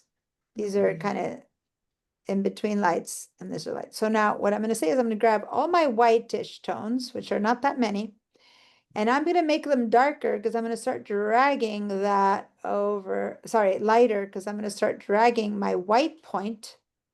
And I'm going to say, I'm going to drop my white point down there, which means I want all these tones that are now middle gray, I want them to be white because I'm taking my white tone over there. So this little triangle is white, and I'm saying, oh, I want these colors here to get white. So I'm dragging it over. See that? So if I look at my sky, I have brightened my sky, and I keep going over. Now I am basically making my whole sky pure white. And why is that? Because all my tones that were darkish middle, little light, this is on the right side. It's a lighter gray tones, but they're, you know, near to middle tones. I've gone way past them, and I've said, I want all of that now to be white. My white tones are set to what used to be middle tone before. Does that make sense? And so there it is. Now, if I keep going, basically are making everything white. I'm going to drag it all the way back. Now I'm going to grab my black tones way down here. And I'm going to say, I want everything that's in the middle to be black. So I'm going to take my black point all the way to the middle. And now everything that fell on this side has become black, which is all of this stuff. Does that make sense, you guys? What it is that we're doing? And if I keep going, then I'm basically everything is white. So I'm just grabbing everything that's black, making it blacker, everything that's white, which is very little, and making everything whiter. But notice that as I moved these, one thing that keeps moving with me is always those middle tones, and I move that one, it keeps moving. So what if I keep my whites with the whites and my blacks with the whites, and I just move my middle tones? I'm going to move it to the right. So I'm saying anything that's gray, middle gray right now, I'm going to move my middle grays to my lighter tones. So everything becomes darker, darker, darker, darker. And now I'm going to move my middle tones to the left. So everything that's darker is going to go middle tone lighter, but nothing gets completely white nor completely black because I'm just moving my middle tones. Does that make sense? So play around with that back and forth until you feel comfortable with what's happening, not with what's right or wrong. But the only thing, one thing that you want to notice is that it's global. Everything is getting darker or everything is getting lighter. Everything is becoming white or everything is becoming black, okay? Within reason, because whatever was there will take much harder to make it black and white than if it's in the middle. Now, when we want to bring it back to the middle, you double click on this gray and if you're over here and you double click on it, oh, this is not one of the ones that you double click. Oh, so you need to go put it back in the one right there. That's middle. Over there, and you put it back there. The one puts it back in its spot. So this is how we started with the image. Yes, Ed? Oh, I'm getting a weird thing. The histogram in levels is not the same histogram that I'm seeing to the right. I moved my mid-range mark to the left to lighten things. And in my case, the histogram is showing the density of the darker things as kind of a low mountain. instead of the peak that you've got, which is what I'm seeing inside levels. It's not, they're not matching up. Well, have you tried seeing the black and white? Because this is Yeah, I not have it. I really have the it same on. color. You have it Yeah, on I black have it and on white? luminosity. Have it on luminosity. So I'm noticing here I have some clip tones and there I don't. No, let me just see. But one thing that you have here is that little, I have at least this little warning light that when I make a Yeah. change, things need to redraw. Got to click on that. But yeah, they're not identical. What can I say? I don't know. I Okay, don't all know. right. Thank you. You see here, guys, this one here in the middle has a different shape of a mountain, and then there's a peak over here that's not over here. You know, he's talking, they're not identical. There's more gray tones there than there are here. So he's just pointing out that they're not identical. And all I can say is, yeah, I don't know why. Sorry. I don't know. couldn't get it to move at all, so I deleted the layer and reopened it, and that solved the problem. Okay. Everyone's having some like what seems like Photoshop technical glitches today. That's weird. All right. So now, if you don't, okay, so now we got the idea of how it moves around, right? And how you can shift the tones. And over here now I have this little warning thing that appears over there is appearing over here. Click on that little guy, okay? And so when I did stuff and I did that and I did that and then I went back and forth, I made so many changes that right now, my histogram isn't showing it right now, but a second ago it was showing a little warning thing right there. And I clicked it again for it to kind of reset itself. So now it's gone because I already clicked on it, but it's like it needs to reread everything. And I just clicked on it and like over here, I'm seeing it and I reread that and it resets itself over here. I don't have that. Okay. But we can only look at one or the other. So don't look at that one if you're looking at this one. Let's just look at the one from our tool. And now we can see why it's really hard to say, well, let's make everything lighter because yes, maybe the tent and the trees look better, but I'm losing my sky, or everything darker because maybe the sky is looking, you know, fantastic and magical, but now I've lost my trees and stuff like that. So there has to be a better way, and that better way might be through masking. Now, this is not an easy subject to mask at all. In fact, it's one of the hardest to mask by hand. I mean, it's almost impossible. But I'm going to show you a hand masking of this.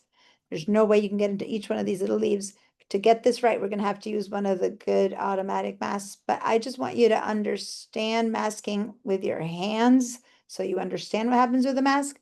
So we're not going to do a good mask of the sky, but we're going to do a mask to understand the difference and how we add a mask to our image. Is that a new hand, Ed? Or is it the question No. from before? All right, Moni. Yep, what's your question? So I'm just catching up. So I just wanted to check, how did you make it go from, is it in the properties thing that you changed the mode to black and or to grayscale, or how did you change it to for this one? Yeah. Yeah, but we're not even looking at that one. So God, just hide it for a minute right now. But yeah, okay. no, I Okay. went down here. We went to expanded view. Let's just put it back to where it was because I was just trying to explain. Let me just go back. Okay, so that's how it is normally, and let's leave it at that for Okay. now because I really only want to use the one from the levels at this point. That's something we did earlier, and you can watch the video to see what we did there. All right, so I'm going to use this levels here to lighten the foreground, and I'm not going to divide between tent and water and trees. Let's just say the foreground and the background. We're just doing two big differences, right? Maybe we're going to darken the sky and we're going to lighten the foreground. So this is just a very abrupt kind of decision making here. So how are we going to do that? Let's select, if this is still open, just close it for a little bit. And closing it like that. And let's head over here to the levels layer, sorry, adjustment layer. And let's select the white box that we said is our mask. And let's collapse this so that we don't have that out for a minute. Select your mask. Okay. Now just watch me for a little bit. Some of you guys know about this. Some of you guys, this is new. Watch for a minute. I'm going to go ahead and in fact, for just a second, I'm going to make this be a bigger thumbnail just so that you can see what I'm talking about better. Normally, we don't want that, but anyway, so you can really see this layer. I'm going to go grab, and I'm going to tell you how to do this later, but I'm going to go grab a paintbrush for the time being, and I am going to drag across this. Are you seeing what happened here in the mask? I just grab, now I'm gonna go up and down, up and down. You see how in the mask something is happening? So I'm painting over here something that you don't see over here, but it's appearing over there. You see that? Okay. So when we work on a mask, 99.9% of the time, we don't see the mask here. We see the mask in this tiny little thing. There's a way to see it, but for now, I just wanted to show you. Now, this mask is doing nothing. It was just for you to see that, okay? And I don't want you to practice it yet. I want you to understand something right now. I just made a bit of black and left a bit of white, right? So now I'm going to grab my middle tones and I'm going to make everything much lighter. What got affected? The stuff by my lighter mask. I said, make colors lighter. What got affected? The black stuff or the white stuff? The white stuff. Yeah. Now I'm talking about the mask, not what went white here, but my levels just made everything lighter, but it only worked on the areas that I left white in my mask. You see that? So my tent here got lighter. This part of the grass got lighter. That part of the sky got lighter. But everything that was black here stayed the original colors. Do you see that? Now I'm going to do it the other way around. I'm going to make all my colors much darker. And now it's the other way around. What's been affected has turned black, but whatever was black in here stayed the same as original. Okay, so that's an idea of what happens with a mask. Whatever's white gets affected by whatever I choose to change. In this case, doesn't matter, it all gets affected by whatever change. And there's bazillions of different adjustment layers. So I can change so many things and they all operate with a mask. And when you mask something, whatever change you make will happen only on the white part of the mask. Now, you don't even have to remember white or black, you just need to see. You just look at it, which is why I had you guys look at it and go, oh, okay, clearly this is changing. That means it's the white that changes. You can remind yourself just by looking at what's happening. Does that make sense? Without having to really think it through. All right, so now let me be a bit more logical about what I make white. So as you can see, I deleted all that mess. And right now, what I'm going to do is I'm going to just say, I'm going to, the other way around, I'm going to first lighten lighten everything to where I like my tent and my grass and my trees, even if I'm losing my sky. Okay, so I'm going to lighten it a little bit. And again, this might not be the correction I might take, but I want you guys to see, are you seeing how this is getting lighter? But my sky got messed up. So now I'm going to select my mask and I'm going to do the opposite. I'm going to paint over the area that I don't want to get lighter, like that. I'm going to say, no, don't affect my sky. See how I made my sky black? Yes, it's a horrible mask, but I'm just trying to show you. Now that has been left behind. So now if I try to go and look what I've done, I'm affecting only the bottom part of the image and not the top part of the image. Does that make sense, you guys? So now we're going to do this exact same thing. And no, it's not going to be a beautiful mask, but it's understanding masking is what I'm getting at. And then we're going to start learning how to make better masks. So I'm going to start from 0 with everyone again. Let's select our mask. Okay. Now let's double click in here to pull up the properties. And let's make our image much lighter or much darker. You can choose, I don't care, but let's just make it, I'm gonna go with lighter. So that this is looking better. I'm going overly light, but because I want to see the mask effect more. But this later I can make darker again. It doesn't matter. So I'm going to go a bit overly light. Okay. So when everyone has their mask, not their mask, their adjustment level, midtones, okay, midtones pushed upwards so that the whole image is very light. Ideally, you leave it at a space where you kind of like the grass and you kind of like the trees. Now, on the left side, I want you to choose a brush, but there's so many brush kind of shapes that the easiest way to choose the right brush is to hit the B key on your keyboard, and then that'll be the right brush. Because many people choose what they see as a brush and they end up getting other brush tools. So when I hit the B key on the keyboard, guess what? That one darkened up, that's the right brush tool, okay? That's the one that I wanted you to use. See how there's other brushes and brushes here and brushes there and brushes there and brushes everywhere. I want that one. The shortcut B gives you the right one. Now, I want to make sure everyone's with me. Give me a yes if you've made a lighter levels, a global lighter levels, and if you've got the right paintbrush selected. Okay. Looking like I got most people. Yeah, Barbara, what's up? I'm sorry, I couldn't get a brush tool, but I just got one. I Okay. just Make sure it's the almost right caught up one. with you. No, Yeah. I'm not getting a brush tool. I'm All right, so hitting hit the B on your keyboard. B I for did. brush. I'm not And when getting you the brush look, tool, but I'm on a I've beta. got a circle with a line across it. okay, yeah, it's okay. Right now, there is a circle with a line across it. You're right. That's not a problem. Just make Okay. sure that here you have a B selected, and I'll tell you in a minute why you have a circle with a line across it. But yeah, Karen? That's what I was asking about because I Okay. wasn't going to. Okay, thank you. Yeah, so just hit the B to make sure you got the right one. And then we need to do a few more things before I fix the fact that it looks like it's forbidden, because the first thing I want you to know is I need to paint.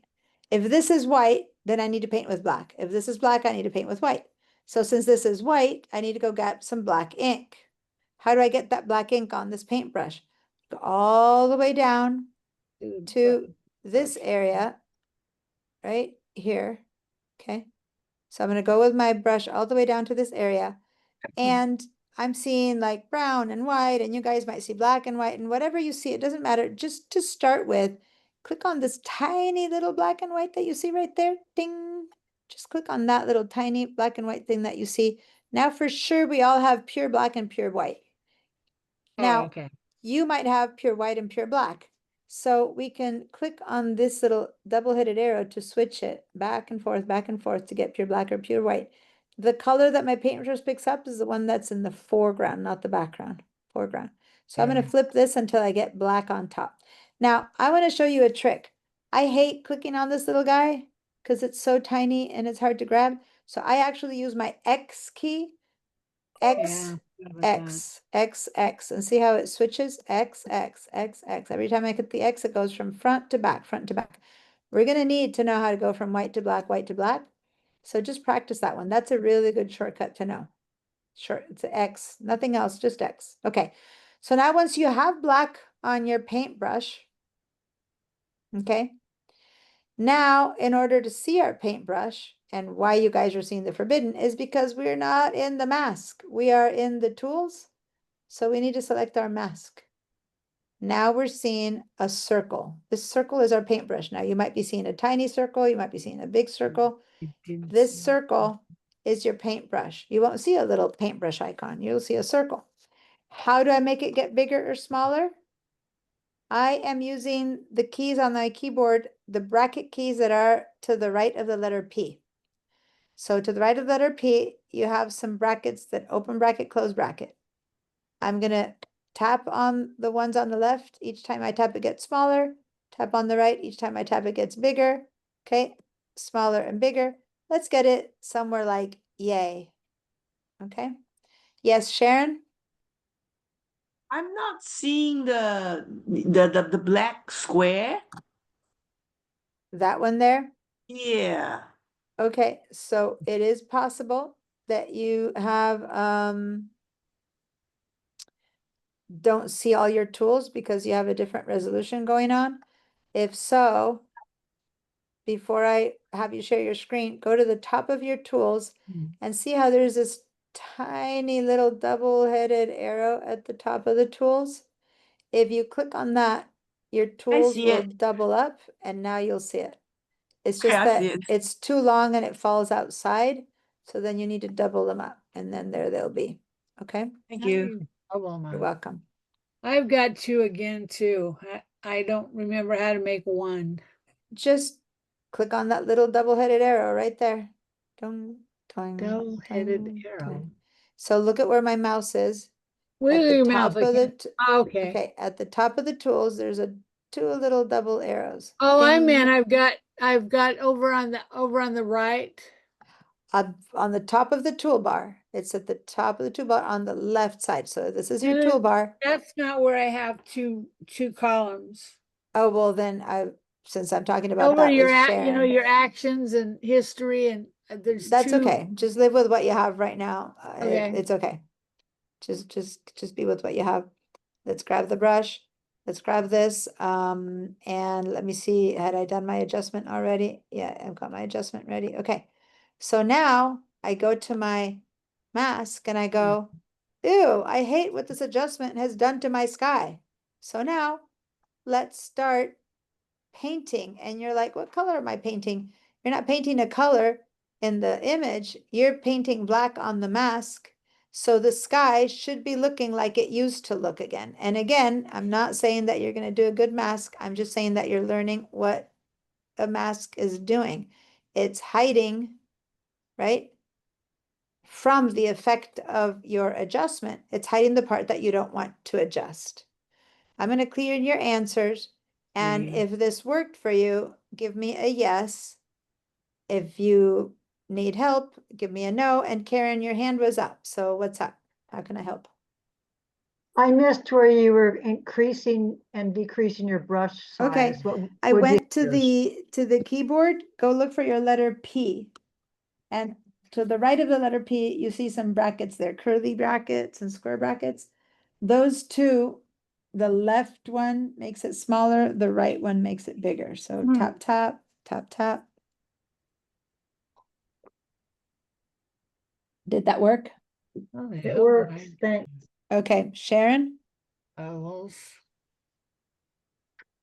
Sharon? Okay, so well, I got the black square, and how I have the brush tool, and then how do you get the Okay, so draw the let's mask? go ahead. Okay, so let's go and select your mask, the white mask. Okay, Yeah. and now put this mouse over the part that you don't want to get brighter and start dragging it across, and it'll go back to being the color it used to be. So you're not painting black on the image, you're painting black on the mask. Okay, but here I'm what you're getting the- doing, I'm sorry, I'm not getting the circle, the big black circle. okay, do you have a caps lock turned on? If your caps lock is turned on, it always looks like a point. So turn off the caps lock key. Then you get a circle. So No. if you have your caps lock key, you get a little, okay? No? All right. So then now share your screen. I always go for the simple answer first. And if that's not a simple answer, then I go I do. Okay, hang on. share your screen.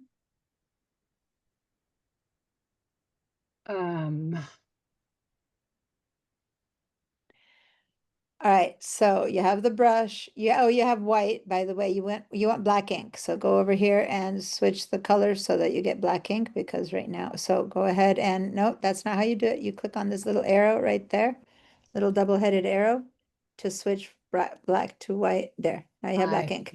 Okay, and your mouse, yeah, your mouse is a crosshairs.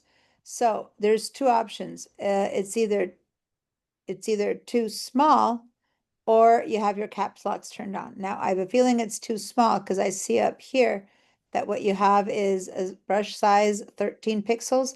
So go ahead and go grab your keyboard, go to the brackets on the right side. There's the open and close brackets, and just tap, tap, tap until you get a bigger brush.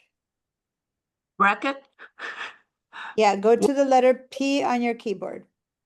Letter P. Okay, yes. Okay. On the right side of the letter P, that is called a bracket. Oh, okay, okay. Okay, so if you tap it and you tap it, no, now you click the letter P. So when you click the letter P, which you were supposed to look at it, now you've got the pen tool. You see over here, you changed tool. So now go click the B to get the brush again. Or pick the brush, yeah? Okay, now use the keys to the right of the letter P. Don't touch the letter P. And now you'll see the number here increasing or decreasing when you make it bigger or smaller. Your brush gets bigger or smaller, and you can see it up here. Do I So want the now- left bracket or right bracket? The left Well, bracket? try both. Learn what they do. Oh, Tap one okay. and see how that's going down to 9. Now it's going up to 14. And that's not changing. So that means your caps lock is turned on. Go to your caps lock, the one where you get your uppercase, and yeah, there we go. 60. Now it's looking like a circle. See how over here I'm seeing the number grow? 100. Right? There we go. Okay. All right. Now, guys, when your number is tiny, you got to look over here. The number was so tiny that it gets to the point that it can't show a circle anymore. Then it looks like that little crosshairs, which was happening to her. Okay. All right. So, and the other time that happens is when you have your caps lock on. So go ahead and try that, everyone. And notice that your caps lock turned on. Your brush is going to turn into, so here I'm going to turn my caps lock on. And my brush turns into this little crosshairs. Turn off the caps locks and it's gone. But over here, I am seeing also the number of pixels. X. That's the size of my brush, right? And so when I make it smaller, let me go over here and make this smaller. Then see how it goes 200, 150, 250 right there. And that's because I'm making it smaller and smaller, or I'm making it bigger. That's how many pixels I'm affecting. And this is a huge brush, and I'm affecting quite a bit. All right. Now, if you have a mask now, as good or as bad as it might be, if you have a mask and you are, this is good, then give me a yes. Like you were able to get the color of the sky to go back to being what you wanted it to be. Yes. All right. Now, if we want to see the effect of this mask, we can turn this eyeball on and off.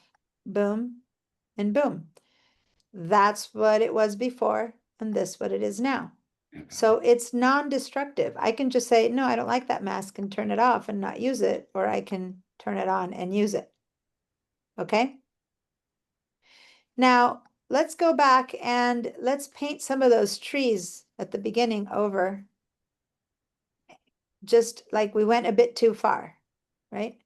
Like it's like, oh no, I went too far. I painted too much black. So how do I fix that? Well, to get rid of black, we need to paint with white. So let's go down here, and I'm going to just hit my X key. I'm going to paint with white now.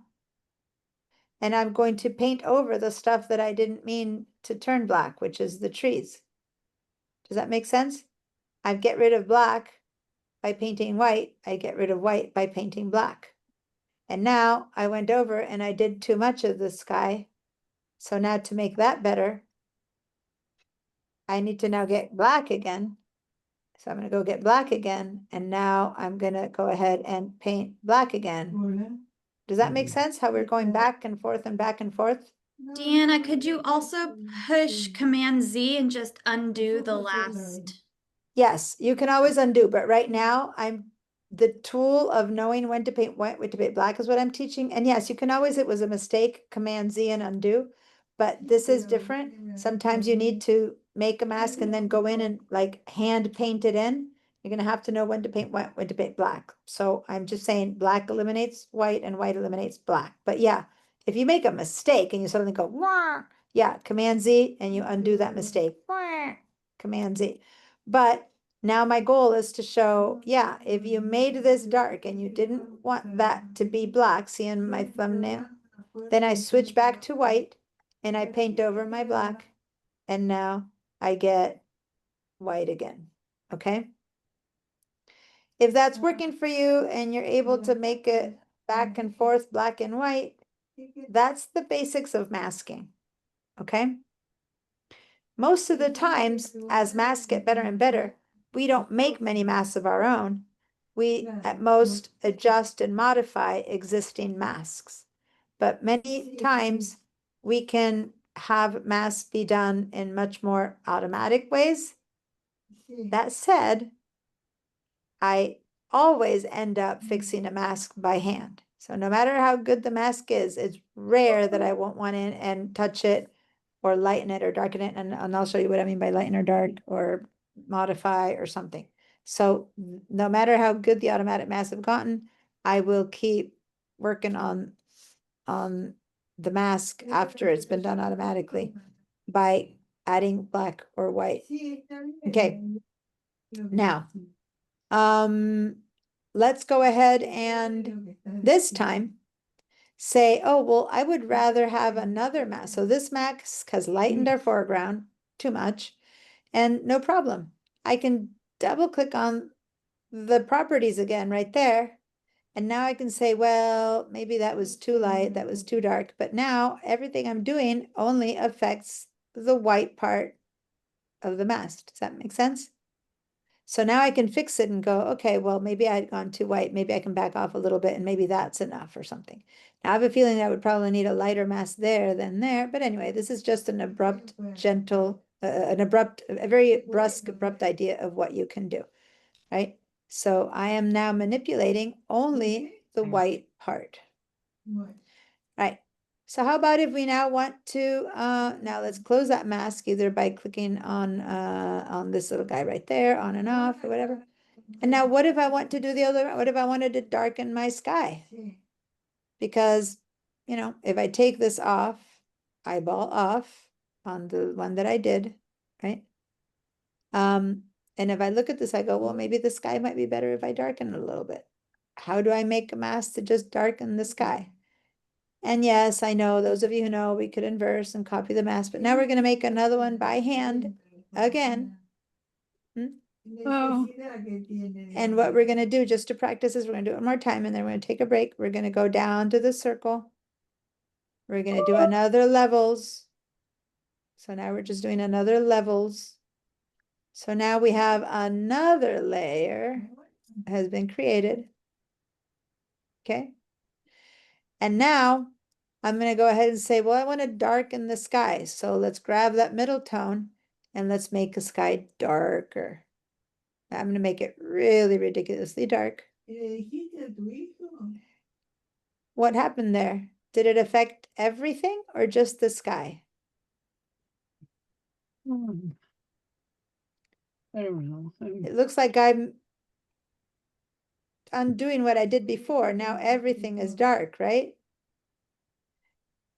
So this is a global mask and I darkened everything. So now I need to do the opposite. I need to grab that same paintbrush, grab your B. This time, I don't want the trees to be affected.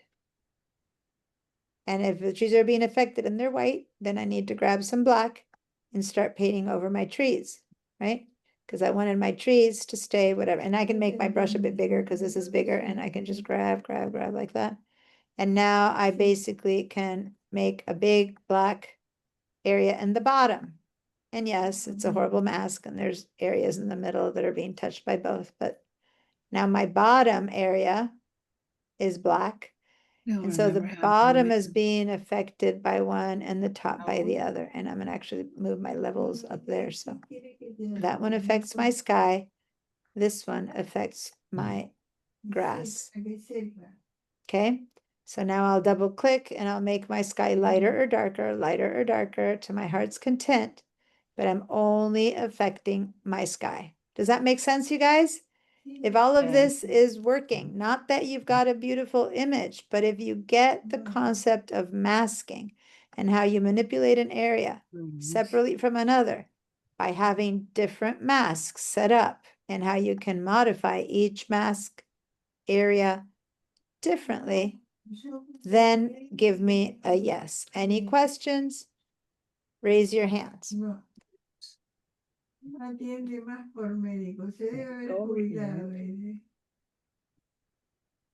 All right, so double click on the properties to pull them up.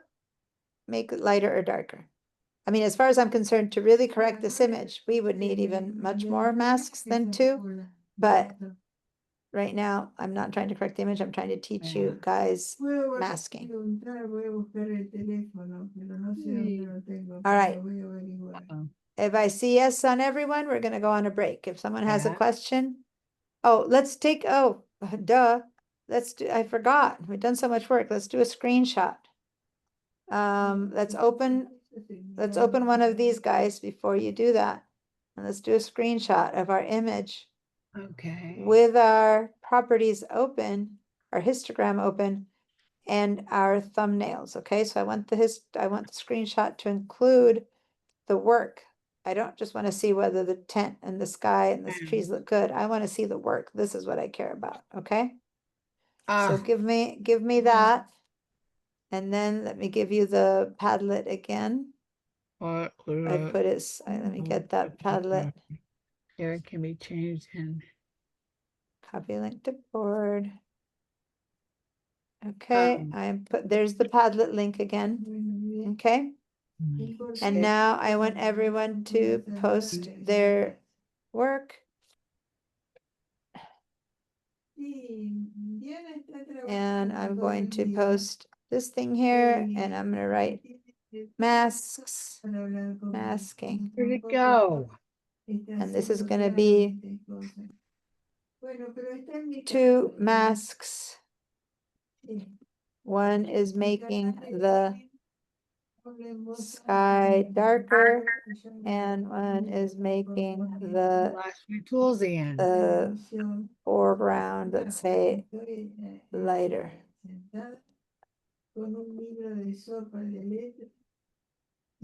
We created the mask by creating an adjustment layer. Levels adjustment layer. The mask initially was white. We painted with a black paintbrush on the mask to hide the areas we did not want to be affected by our levels adjustments. Okay, that's kind of an abrupt way of describing everything we did, but it kind of gives you an idea. Okay. All right, Sharon. Yeah, I need to work on level 2, the second mask. And can I Okay, show so show you yep, my share screen? your screen. Everyone save your file, by the way. When you try to save it, it'll say that you need to save as a PSD. If you don't know how to do that, I'll help you in a minute. But meanwhile, yeah, Sharon. Okay. So hold on. Your click on level 2? masks. Hold on. Oh. You've got both of your masks eyeballs are turned off, so you can't see the effect of them. So what do I mean? This eyeball here and this eyeball here is turned on, so you can't do anything without seeing your masks, okay? So can you click on here to turn the little eyeballs on? Right here. On. Right there and right Click on there. where? Wait. I made 2 pink circles. There, good, and there. The one above. There we go. So now you're seeing what you're doing. Okay, now you darken the top one really dark. Now your second one. Okay. Level 2?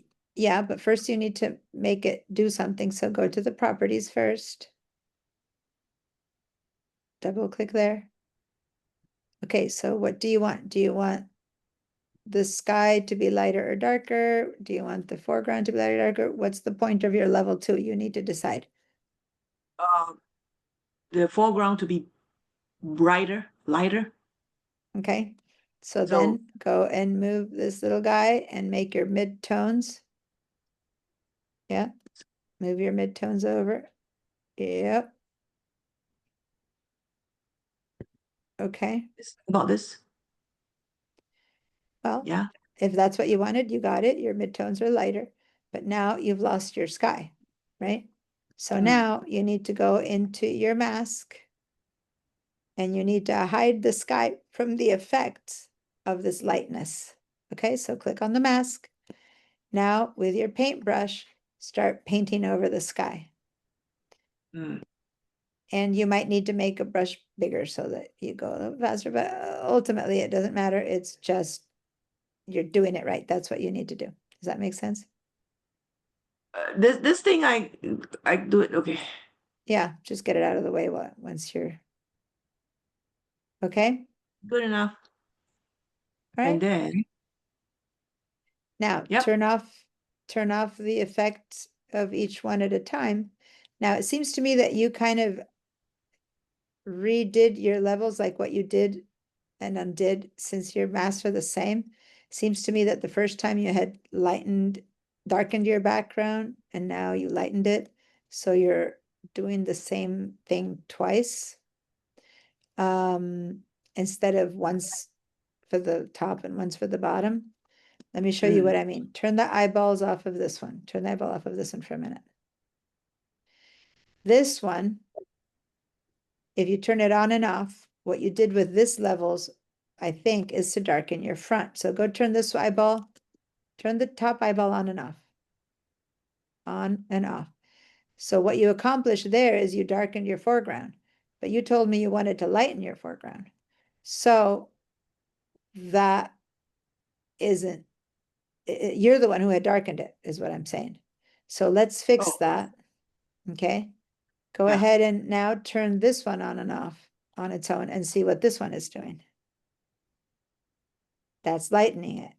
Okay. So if you want it to lighten, go ahead and keep this one on. Keep this one on. Okay. And now turn this one on and let's fix it. Let's double click on the properties panel. And let's undo the effect. We don't want to darken it. So go up here and just reset this to 0. Click on this little arrow. Okay. So now it's neutral. And now what you're going to do, it's easier to just get a new one because you have the mask kind of doing the wrong thing. But you could inverse it. So I'm going to show you just a shortcut for now. Hold down are you on a Mac or on a PC? PC. Okay, hold down your control key and tap the letter I. Okay, so now you've inverted your mask. Okay, and now what you can do is you can go up here and you can darken your sky. No puedo encontrar el celular. Me voy a parar a ver si está cargando. Okay. Good enough. So now this one is a darker sky and this one is a lighter background. Now you can modify them, make them less light, less dark. You can kind of be better about this. But I do want you to do that. I want you to grab this one and go over it a little bit. Go into the wrong side because I want you to know how to fix it. So everyone, hopefully you know how to fix it. So grab your mouse and paint over the trees for a minute, whereas you only wanted to paint over the Wait. no, the other Nope. color. So if you are with black, you need to do it with white. If you're with white, you need to do black. Yeah. So now go ahead and now you've darkened the trees and that wasn't in what you wanted. Okay. So now to fix that, you need to switch to black and then paint with black. Right. So yeah, that's how you switch. And then you go and fix that by painting with black. So just make sure that you're clear about fixing white with black and black with white. Okay. All right. So yeah, it's not the prettiest of masking, but the process of masking is being done. And that's what I need you to know right now. All right. I don't see any other hands. We are going to save this file I'm going to help you. This was a JPEG. So you can't save it right now. And keep the layers. If you want to save the layers, which we always want to do, I mean, we're not done with this image, so we want to save those layers. So we need to save it as a layered file. So if you go ahead and by mistake, instead of saying as, you say save, say that you save file, save, the computer's going to go, whoa, I can't save it as a JPEG. And it was saved as JPEG because it was a JPEG without losing the information. Basically, it's saying if you save it as a JPEG again, you're going to lose all these layers. You're going to have this flattened and you can never fix it. It's like, okay, thank you for saying that. So then when it opens it up, it's telling you that it's going to save as instead of save, and it's going to save as a PSD Photoshop document. And that's good. So maybe what you can guys do is change the name here. You can add slash masking, or you can just call the whole thing masking practice. Okay, masking practice, something like that. Make sure that it's in the Photoshop file, which it should be in the folder because you opened it from there. And then we're going to say save. When it says maximize compatibility, you're going to go, yeah, that's good. Say okay. So now in my bridge, next to my file that I already had, I have my original, and now I have my remove and color masking file. Okay, so I've saved it as a layered file, and now I can keep working on those to adjust them to make the mask better or worse or whatever I want. Okay, but it should be a layered, it should be called PSD right now. Okay, yeah, Barbara? I'm a mess. I'm having a horrible time. All right, guess what? It's way past break time, so I want to make sure that Okay. everyone has a chance to take their break. So keep at it or take a break and we'll come back at it. I Come back. can't get anywhere from where I'm at, so I'm just gonna take a break. Thank you. Okay, so what time? Can somebody over there with the American time tell me 15 minutes? Let's see It's what time is it over there? 3:47. 3:33. But Okay, so it, 15 come back minutes would be 3:47. 3:47 p.m. All right, so be back at 3:47 p.m. I'll see you guys in 15 minutes. Bye. Now what did I do?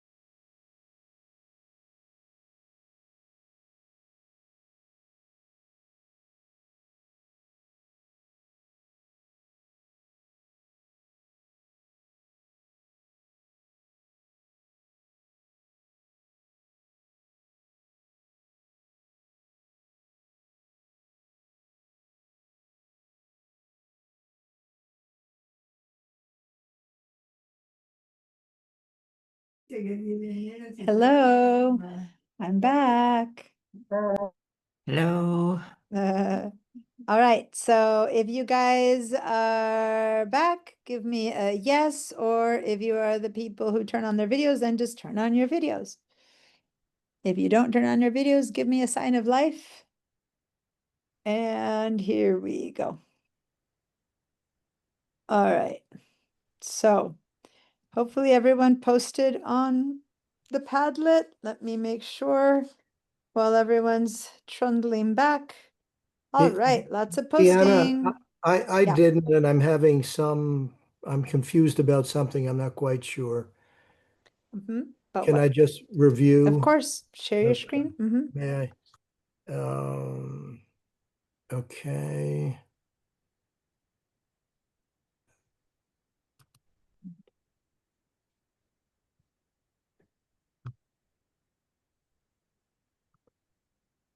Okay, is that, All right, so you have one levels there, okay?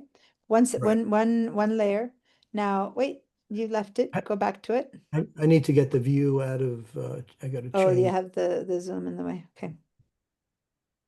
How do I get rid? I don't see the zoom, so I don't know what's in the way that you have to do on your own. It doesn't share itself, so I'm not seeing it. Okay, there we go. All right. So now Can you, okay. I'm seeing it. So now go ahead and Okay. double click on that. Yeah, Yeah. perfect. Now move this Properties right or is left, but be to- be big. So that's really obvious. Be big, one way or the other. Be big. Okay. So you're lightening everything up. Okay. So Okay. now we got to go into that mask and hide the sky from the effect because that went too bright for the sky, right?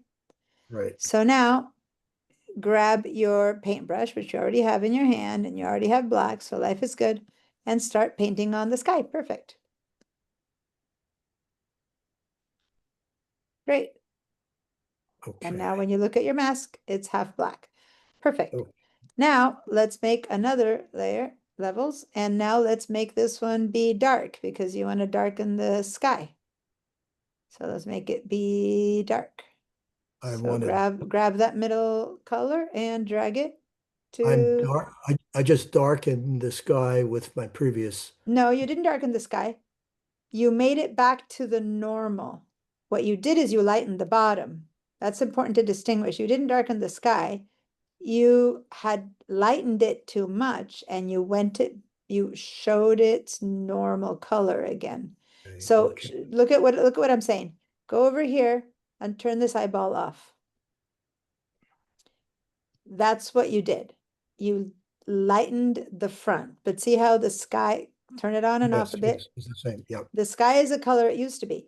You just, it took it away from having been lightened, but With it the went mix, back to normal, let's say. It went back to what it was, okay?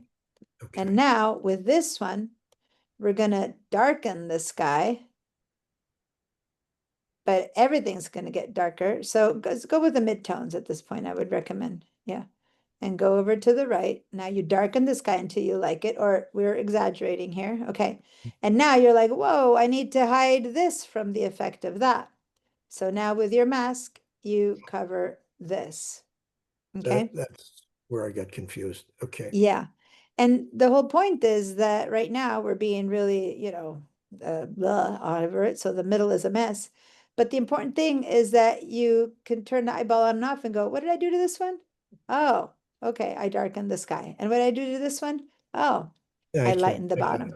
And then you can go, maybe I lightened it too much. Maybe I darkened it too much. So now you can go into the properties and adjust it to something that might be a bit more reasonable. Maybe it doesn't need to be so light and maybe the sky doesn't need to be so dark, right? Or something like that. But you can, it's still global because it's still everything, half on, half off, but it lets you get some idea. Now, the one thing that I want everyone to practice is that if you do go ahead and suddenly in this area, right here, and the white here, you were to paint some black, how to fix that would be to go over it with white, right? So you fix black with white, white with black. We're going to practice that a little bit better, but anyway, there you go. That was the Thank you. perfectly well done exercise. And now I'm going to share my screen and say a little bit more about what I just said, which is Okay, so we clearly did something there, and let me exaggerate it again so that we have a better idea. Basically, I lightened the front, and let me really darken the sky, and I really darkened the sky, so that darkened the sky, and this one lightened the front, right? So it's like pretty clear because I went overboard on everything. But how do we really see those masks? Occasionally, if we really occasionally want to see the mask, which now and then we do, I can click on the Option or Alt key and then click on the thumbnail of this mask, and then I can see what I did. Now I'm gonna, again, holding the Option or Alt key, click on it and it goes away. So click and click while holding the Option or Alt key shows me the mask. And yeah, there it was. I painted white and now black, and now I'm going to paint white over it. So this is literally what I'm doing. I'm painting black, and then I switch with my X key down there, and now I paint white. So that's literally what we've been doing, but we've been doing it without seeing the masks. Occasionally, we need to see the masks to be really sure. Maybe we missed a bit, or maybe we want to add a bit. And then this is only black or white. There's a place for masks being also tones of gray, but we're not going to do that right now. But look at this one, which I went back and forth with a smaller brush. Maybe I want to work on this one to really get everything, right? So that to make sure I didn't miss something, I might want to do that. And then I'm going to switch to white, and then I'm going to make these white. So that's really one good reason to maybe see your masks, to completely make sure that everything you wanted to be one color is the other. But I also wanted to show you that if you make a mistake and you go, whoa, then instantly you can just say Command Z, right? You fix it, Command Z, it goes away. But you can also then hit the X key and then just repaint it a different color, which when you want subtlety and you just went a little bit over one way and then just go a little bit over the other way, then that's what you do. You change from black to white, black to white.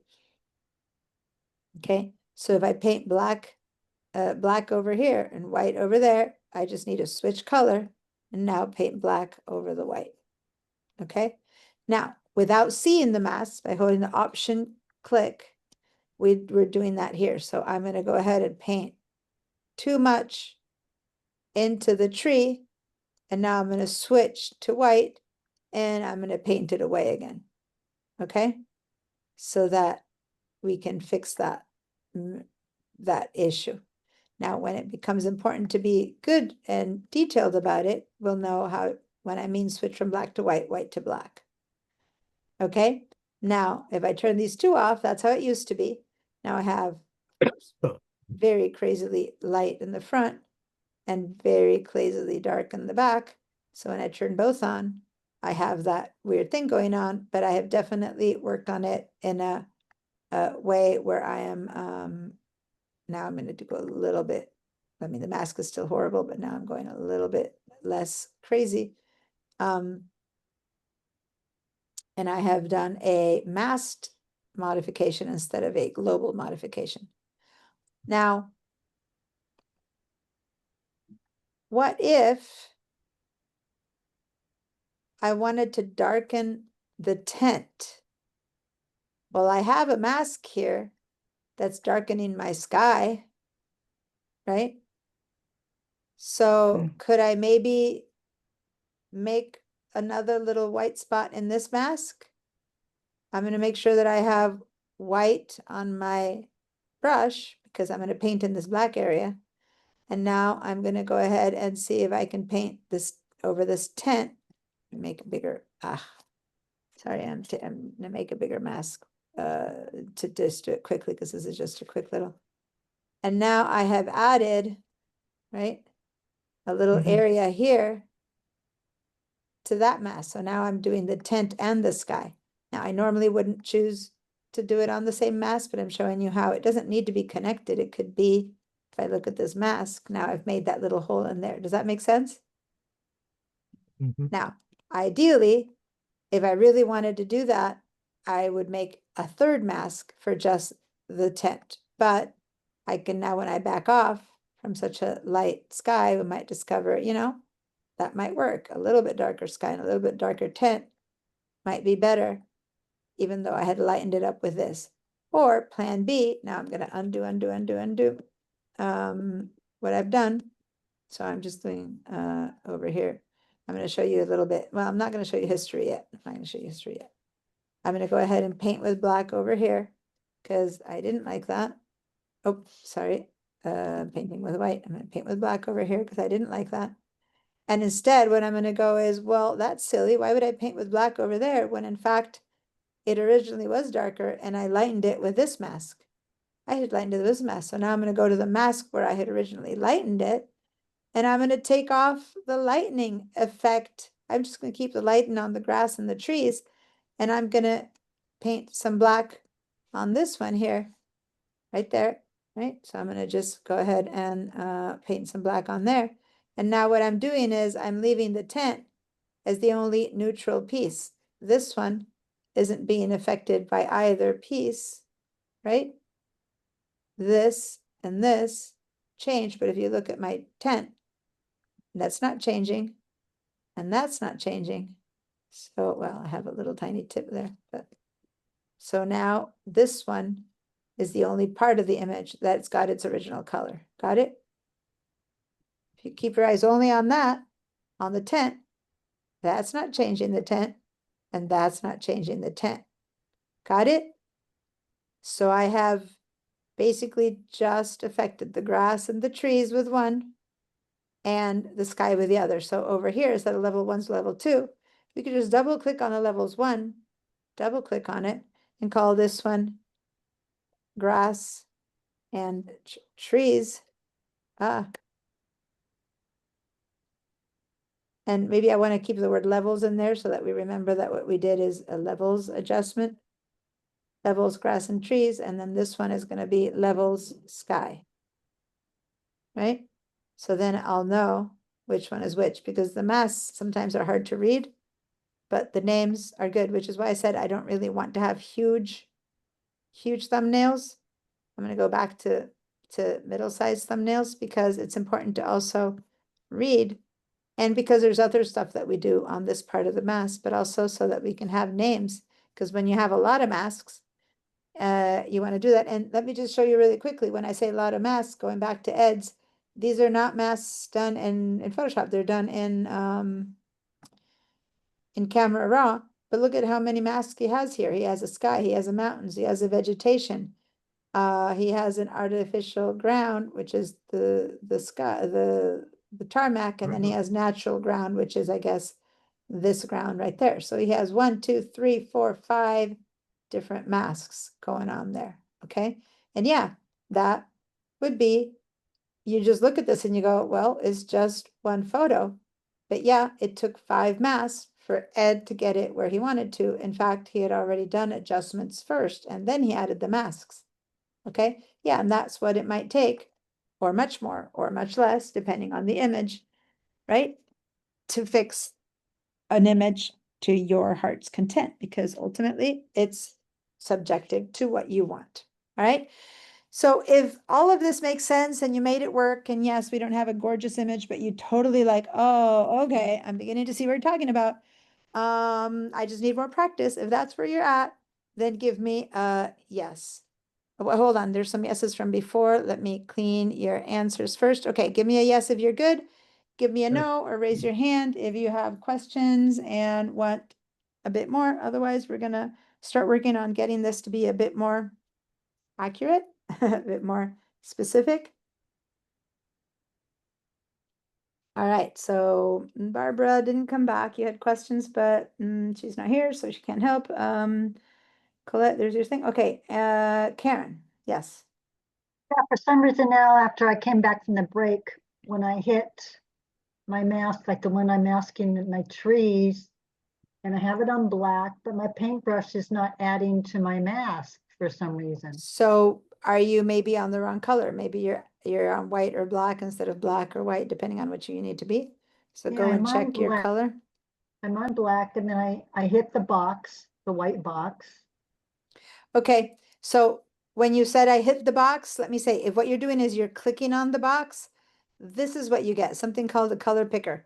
You don't want to do that. Say cancel. You don't want to hit the box. You want to switch it with this arrow. If you click on a box, you get something called the color picker. Cancel that. You need to either use the X key to switch black to white, white to black, which is what I'm doing right there if you're looking down there, or you have to touch this arrow, double click arrow, that one. Yeah, the box I'm talking about is the levels, the masking box. Oh, the less, okay, so how about now I just see your screen, because now I don't know how to help. So share your screen and I'll see what's happening. All right, guys, if I'm just helping one person and it's short, that's fine. But if I'm helping more people and you've done this, meanwhile, open another image and find something to mask, like practice what we just did, right? Don't just sit there and wait, because the more you mask, the better you get at masking. The more you mask without me telling you what to do, the more you have to think it through yourself. And then you go, oh, wait, I don't know this, or I don't know that. Karen, I'm waiting for you to share your screen. So meanwhile, I'm giving instructions to everyone else. So you please share your screen. I don't see it yet.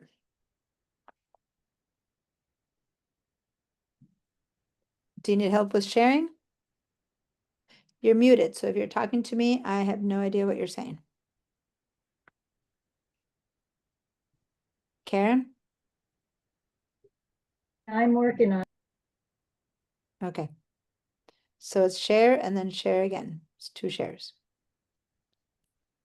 There we go. All right, so now go to Photoshop. Okay. So what's the question again? What are you trying to do that's not working? You're muted, so you need to unmute yourself so that I can hear you, because I don't know what you're saying. Okay, I hit here because I want to add to my mask Uh-huh. and it's not painting anything. All right, so you are trying to make, let's see if it's not painting. And to make sure, go ahead and click with your Option key held down. No, you have your Alt key held down. Click on the mask. You're on a PC. So Alt key, look down. Okay, so you were trying to paint with black. And from what I can tell, you were painting on black already. If you were trying to go lower, maybe it's too subtle and you couldn't see it. But the way I saw it, I think you were painting this area with black, and you are painting black on black, so you wouldn't see anything, right? But But it's let's not see. allowing me to do any more. Oh, I it's mean, not I doing can't- it now either. It's not black either. Okay. Yeah. All right. So then let's see what could be happening. 100, 100, 10. You're fine. Do you have a selection somewhere? No. Go ahead and go to select up here. And let's see if you deselect in case you have some selection going on. Select. No, you don't have anything selected. Okay. Okay. So the brush is right, the brush is white, the brush is white. No. Okay, so everything I can take a gander at right now is working right. So now just switch to the other color, switch to black, switch to white, I mean. Yeah. Are you switching to white? Yeah, and now go and paint over some of the black stuff just to see if that's working. Yeah, it's working. Okay, so now Command Z or Control Z to undo what you just did. And now switch to black again. And now paint some black in this area. How bizarre. Your white is working, but your black is not working? Density, feather. Go to the other mask and let's try and see if it's working in there. Click on this mask. That one. Yeah, go to the mask though. I said go to the mask, not to where you went, but to the mask. So when I say go to the mask on the side, I mean click on the mask itself. And now click on the Control key to see the mask. Control and click. Control click. No, Control, not Option or whatever you did, but Control and click. Okay. You got a quick mass turn on. I'm wondering how you did that. I think you did that with the / key. And now that's not the control. That what you're doing is alt, or so control, Oh, I'm hitting control, so let me alt there. control click. Yeah. Okay, so now go over here and let's paint with black to see if black is showing up. Oh, here. You shifted to screen mode. Here, up there. Click on that. Oh, Somehow that's shifted to I screen. don't know how So that happened. I didn't I do don't know. That's okay. anything. We'll go click on that. Let me see. And go to normal. Okay, now go ahead and paint Oh, with black over black and white over black. Okay, there you go. Now go back Oh. to the one you were trying to do. So now you can unclick, hold the Yeah. control click again. Control click again. okay. Yeah, control click. Oops. No, you're doing also again, alt control click, and then here we go. Now you're seeing red because you're seeing that mask. No. Just click away, click on here, click on the layer so that you don't have the masking. Yeah, now there we go. Okay, so now select the layer again, the mask again.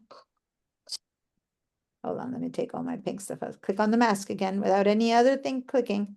Good. Okay, and now start painting and it should be able to work now.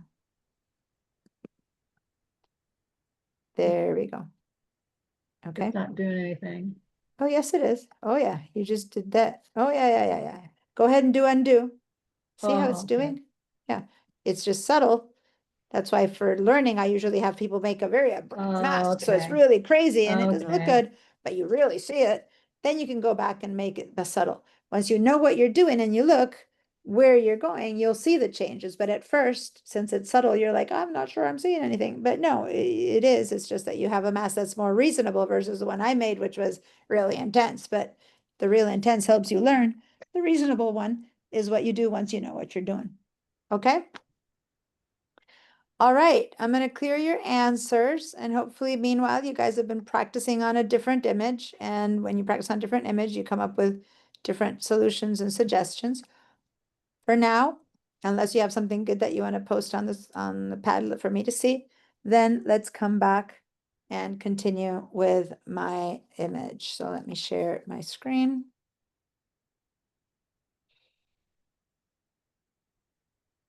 And here we go.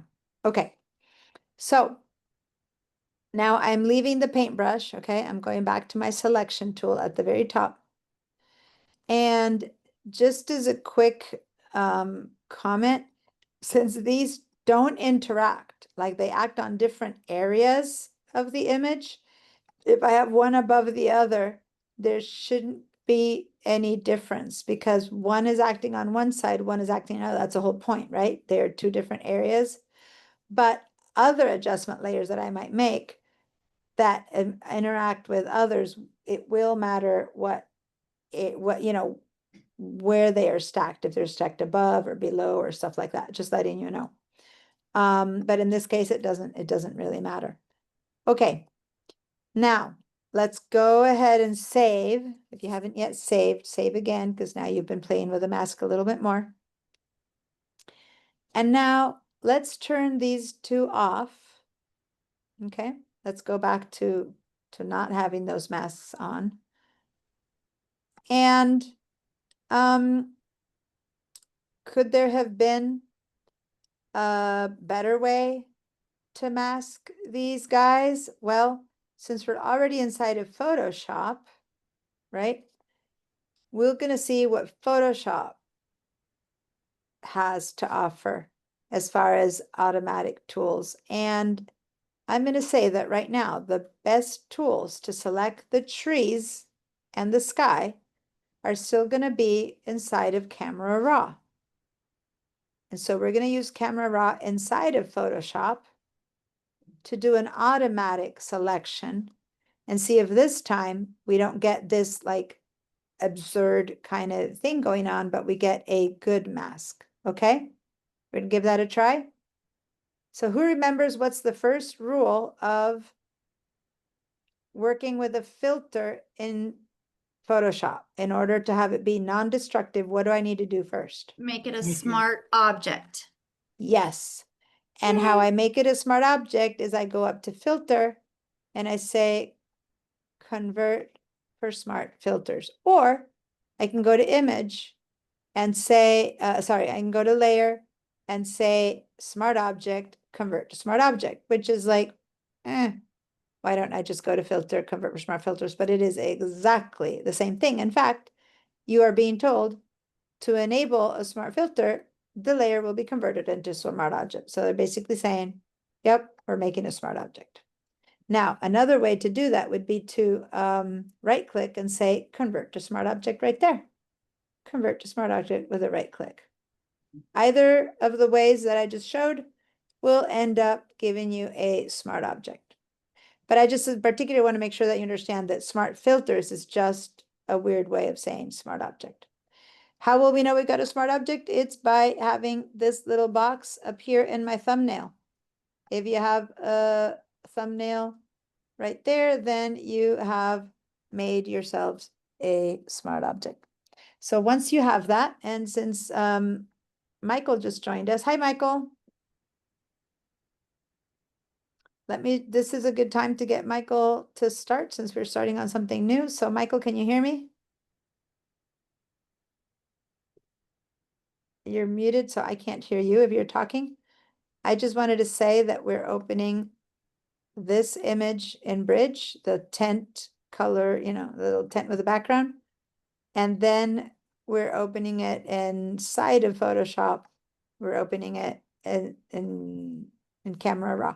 Let me check in for a second. Janir-san, how are you doing? Were you able to do any of this with one of your images? Are you just watching? Are you not even there? I haven't heard Yeah, anything from you. I'm a You're there. little. Okay.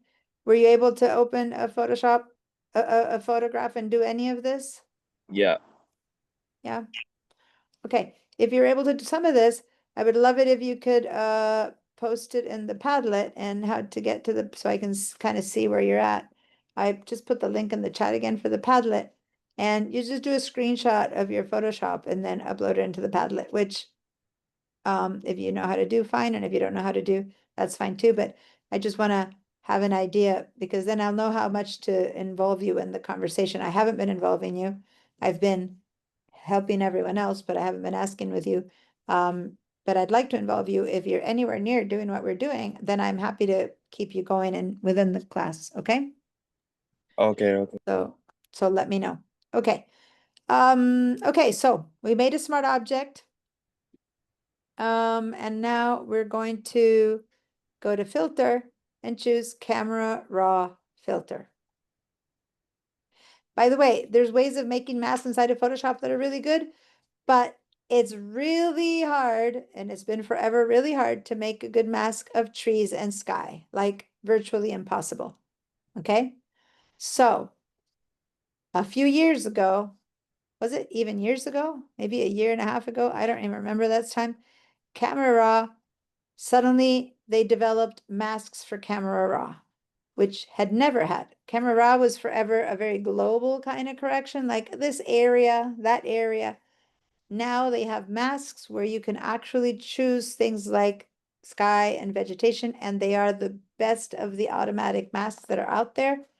So that's why I am choosing for this image to use Camera Raw. For other images, I might choose differently. Okay, and that's just experience, tells you what to do.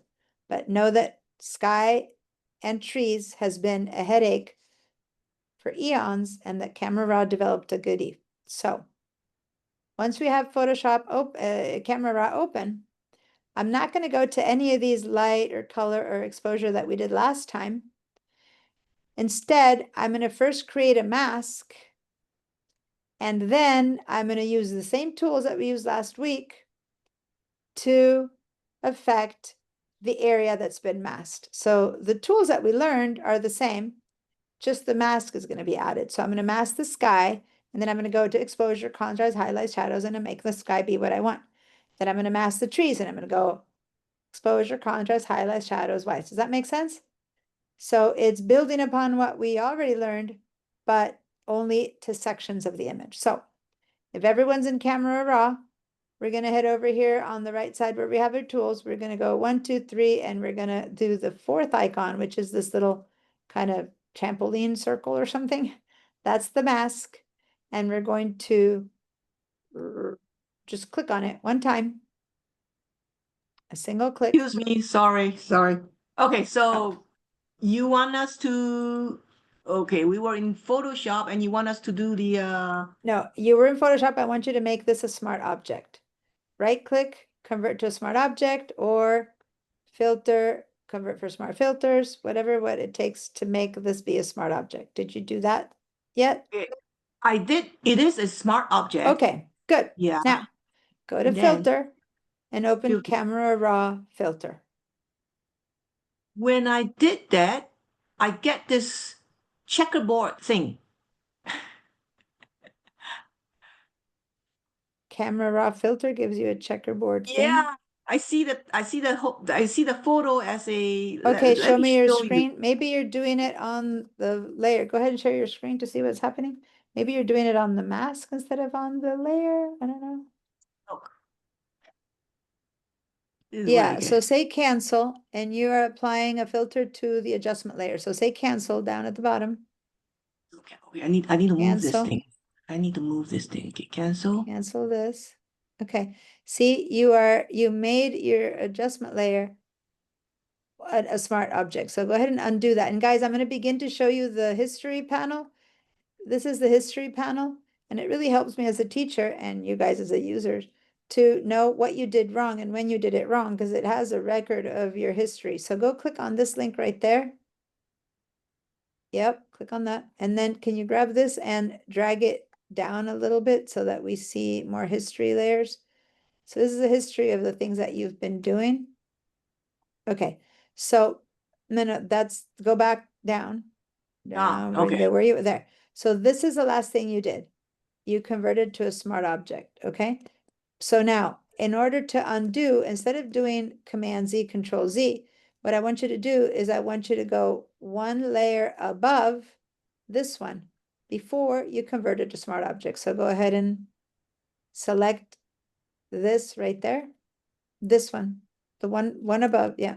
No, good point. Oh. Not there, not there. Good thing you did this in front of me so I can see just the word layer visibility. Click on that. Okay, so in this case, we don't ever touch these. This is a whole different tool. This is a history tool that don't even touch that ever, unless you're using specifically the history brush, which is a whole different creature. Here we go up and down by clicking on the words, okay? So now, by doing that, you have undone the last thing, and now you have your levels back. You had converted a level 1 layer into a smart object. So now select your background layer, which is what we're doing. I had everyone turn these eyeballs off. So first time, turn the eyeballs off first. Turn these off because we're wanting to go back to how we started, not the one we're working on. We want to see that one. Yeah. So why did I have you guys do that? Because sometimes you just follow me only because I say so. I want to now make a good mask. So I'm disabling, so to say, these two by turning the eyeballs off. And now we're going to do it again in a different way. But these won't go with that. These I'm now kind of not canceling. It's a good learning experience, but I'm turning them off by not seeing them. So we're basically starting with the original image now, okay? So now that's the image that I want you, that's the layer. So select this layer. It needs to be turned, go lighter. You're not selecting it yet. Hovering over it isn't selecting it. Just click. There we go. Now you can right click and convert it into a smart object, or whichever way you prefer to convert it into a smart object. Go to filter, filter, and convert for smart filters. Yeah. And so now say okay to that. And now that's the layer that converts into our filter. And that's the way to go. Okay. Now go to filter and open your Camera Raw filter, and it'll affect the pixels. Okay. All right. Thank you. You're welcome. All right. Stop my share. So now I'm gonna go ahead and share my computer again. And here we go. All right. So now, we're heading over to, I have to get the other tool. Here we go. All right. So now we're going to head over to masking right there. Click on that. And as you can see, it's automatically asking me, do I want to create a mask of the subject, of the sky, or of the background? So let's start with the sky. Let's click on the word sky. Now, you have no idea, you newbies to Photoshop, how magical it is that the little bits of sky in between the trees is being selected. That's pure, like, you know, advanced magic. I'm going to say way past Harry Potter. We're talking Photoshop, crazy magic. And it went red. And you're like, wait, what's so special about a red sky? That's just an overlay to show me what got selected. I can turn off the overlay, but that red is saying this is what's being affected. And that's why I know that some of this sky is being selected, because it's kind of going pinkish right there. You see that? So do we think some of the trees are being selected? Well, we'll see. Let's start playing around. Now, you don't need to have this on. Now that you know that that's the sky area that's being selected, you can turn the overlay off. And now let's see under the mask. By the way, here's our mask created by the computer. See how it looks a bit like ours, only it's probably much more accurate, but it looks a bit like ours. And now I'm going to abruptly go, here's my exposure, contrast, highlights, shadows. I'm going to abruptly start making this lighter and darker and lighter and darker, and see how it's affecting pretty much the sky, and to the best of its ability, it's adding a little bit of what's in there. Okay, so now I'm going to bring it to the middle. I'm going to turn off this overlay, and now maybe I will do for real what would I'd like to do to that sky. Maybe I want the shadows areas to go darker. Maybe I want my whites. Do I want a lighter sky or a darker sky? I think I'd like my whites to be a bit whiter and my darks to be a bit darker, so it's a bit more contrasty. Now, this JPEG is clipped. This area here is a mess, so I don't think we're going to get much good out of this JPEG that used to be an HEIC. But let's just play around and see if you find a setting for the sky that you like. I'm gonna go my whites, I don't know. And how do you know what it looked like before? Eyeball, before, after, before, after, before, after. And you go, maybe I need to go lighter, maybe I need to go darker, maybe I want this really dramatic sky that's really dark, What maybe I happens- want a really light sky, maybe I want it to look like lava. I mean, it's up to you. I'm not going to tell you what your sky should look like. I'm just saying these tools we used Oh. last week, you get to play around with them whichever way you want now. Okay? So remember that what's in the sky should somehow reflect what's on the ground.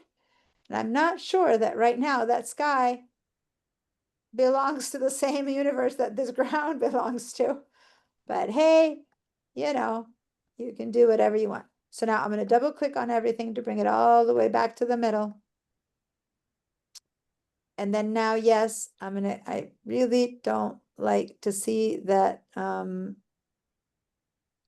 color overlay at all. So I'm going to turn it off from here. What happens if you just Where- give the sky more contrast? There, automatically toggle overlay. I'm going to let that one off so that way it won't come on anymore. What happens if, yeah, go ahead and give it more contrast and let's see what happens. There you go. That's what happens. Do you like it? Great. Do you not Not like it? moving. Yeah, it is. Oh yeah. There we Between go. that and this, yeah. It's subtle on Zoom, you know, look at your own, right? But if you give it more contrast, then the whites are going whiter and the darks are Whiter. going darker. So Right. I have a feeling that we're doing some weird stuff here. See how we're getting a clipping warning? We're getting some red little pixels in there. Yep, because we have gone too far, and I have gone too far with my contrast, and I need to be careful because I've lost detail there in those little areas. I've got some clipping going in my reds. So anyway, I'm gonna turn that off right now because I want to just do eyeball it. But yeah, I wouldn't mind some contrast, but instead I'm probably gonna just move it with these four. Maybe I think I want to create some contrast by darkening my shadows, lightening my whites, darkening my blacks. I don't know, maybe there, I'm gonna bring down the actual contrast itself because I think that's helping the middle. I don't know that there's any saving that middle.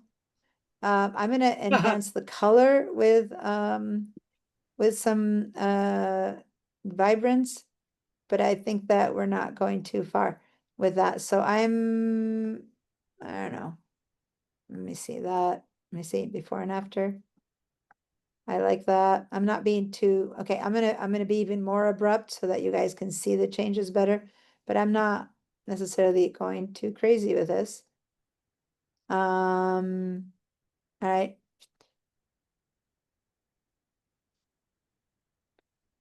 Now I could go over here to color.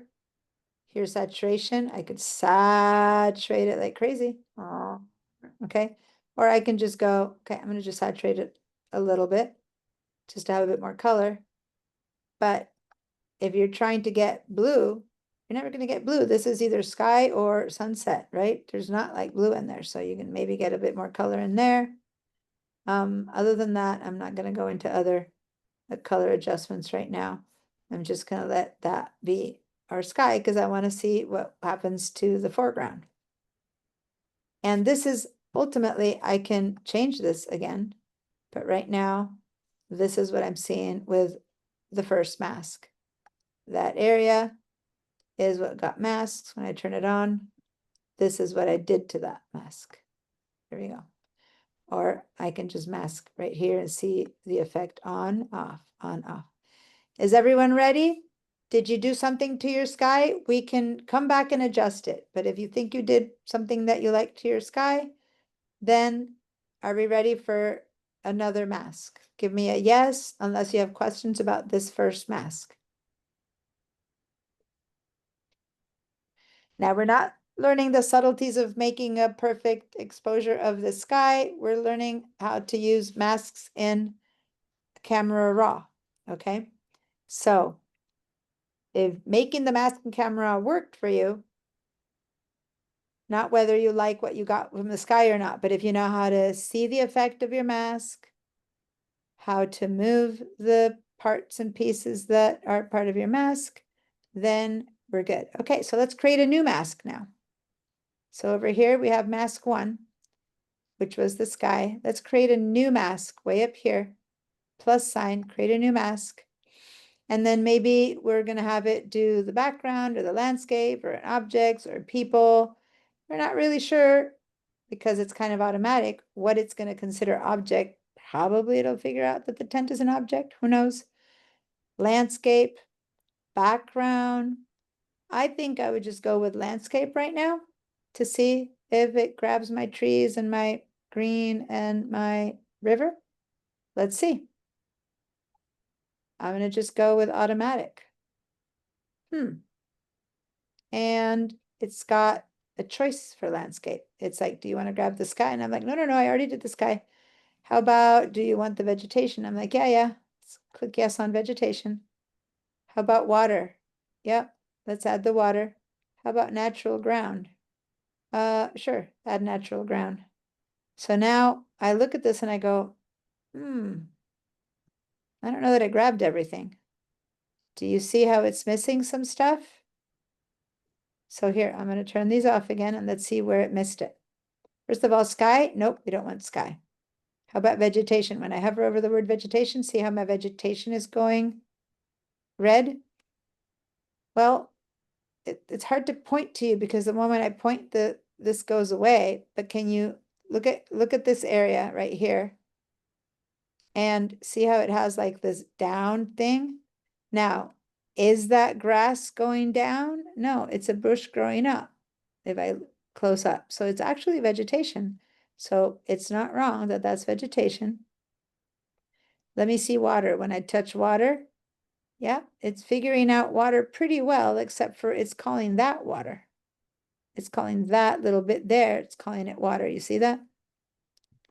And then natural ground, that's where it's kind of messing up because it's calling the grass natural ground, and then it's grabbing some pieces of this and some pieces not and calling it natural ground. And it's a confusing image, right? But this is the one that's kind of making the worst mistakes, right? Are you able to see what I'm practicing and see the difference? Well, I can make one mask out of all of that. Or maybe I'll go, no, just give me a separate one.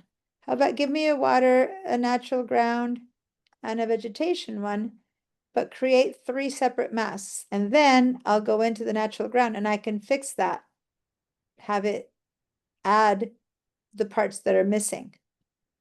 Okay?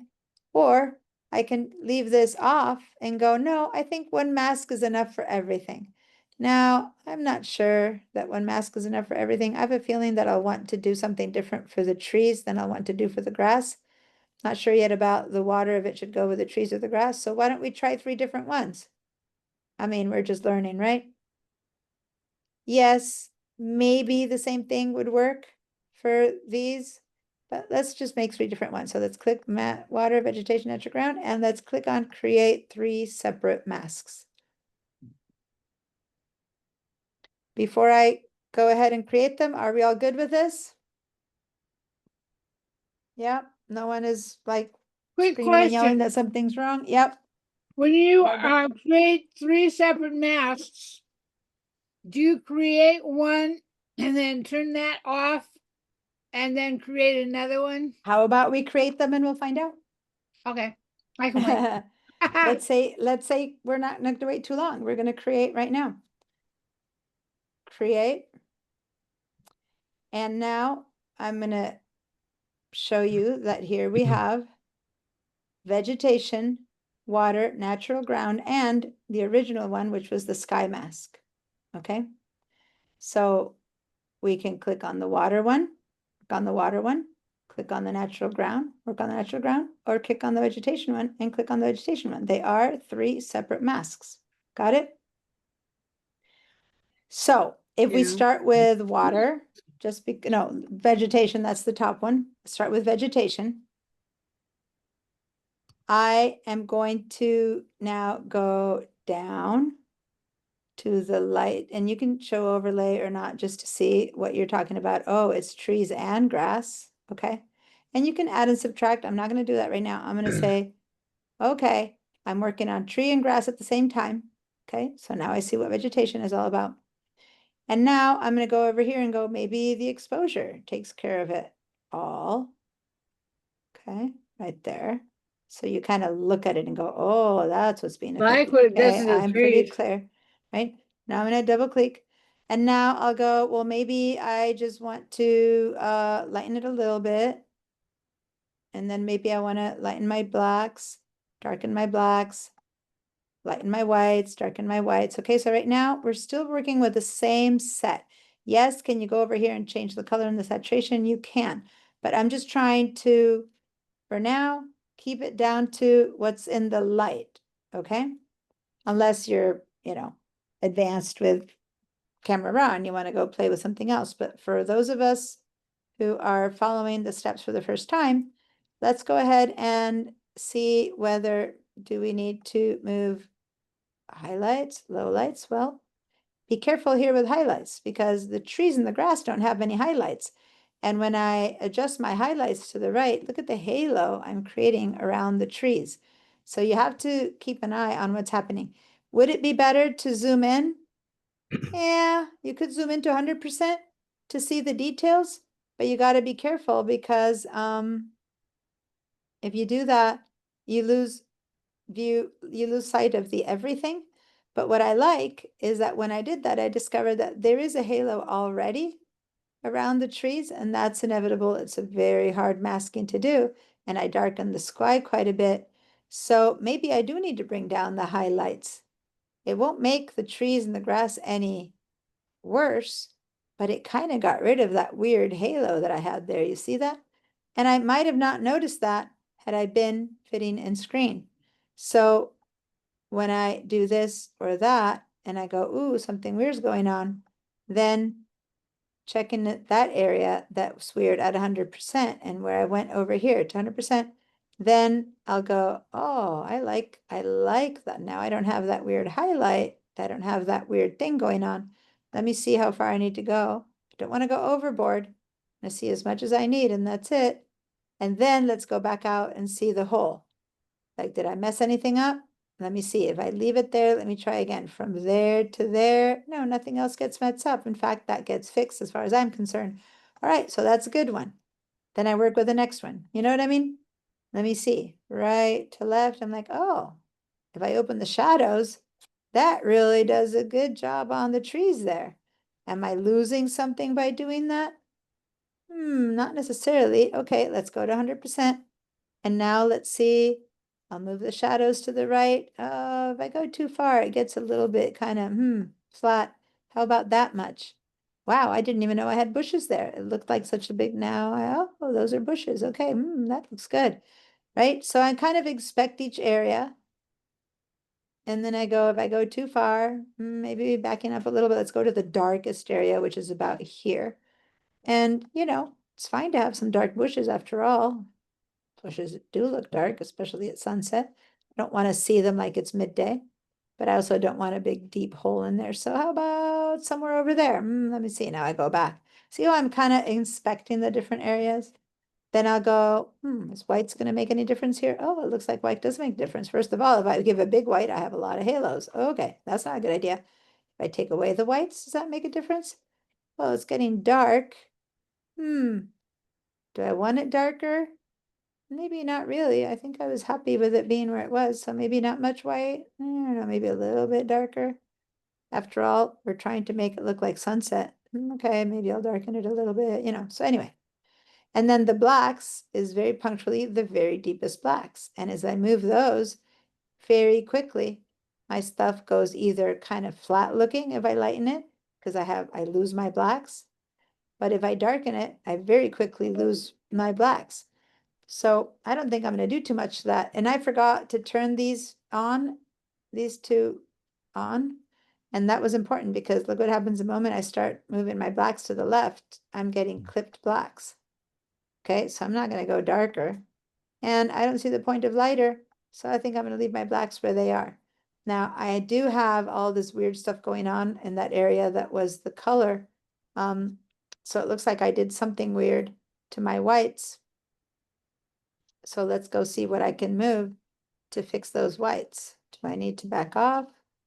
No, it wasn't the whites. Okay. Was it my highlights? Nope, it wasn't my highlights. I think I'm just messed up because this image is messed up, and that's just what that is. Yep, no matter what I do, nothing here is changing, so I'm gonna have to go fix that in the sky. And the mask sky is a different one, which is there. So nothing I'm doing in the vegetation sky is fixing anything that's not in this area, okay? So if you were trying to target that and it wasn't working, it's because, remember, we're only working on the grass and the vegetation. So that, for now, as long as we don't get red or blue tips on the grass in the sky, is something that I need to work on with the sky mask. Okay, so anyway, I don't know where I left this. I was going back and forth playing around with it, and I think I had lightened it a bit. I'm going to turn this off for now because it's distracting, but I don't want to forget to turn it off. So that's where I was, and that's where I'm now. Vegetation only. Kind of like that. I might have gone too light, I think, when I was giving you an example, because it is sunset after all. All right, Karen? Hold on. Before I answer Karen, if you're happy with your vegetation, move on to your water. And now play around with what happens to your water, right? Na na na na na na na. And then if you're happy with that, move on to your natural ground. And na na na na na na na. Now, natural ground is separate, was included under vegetation, but is now separate from the trees, so you might want to darken the natural ground a little bit or not, separate from the trees, even though the vegetation would included the grass. Okay, all right. Keep playing with that. Move forward, even though I'm stopping to ask. Keep working on each one of the masks. Yes, Karen? Yeah, my warnings are not working.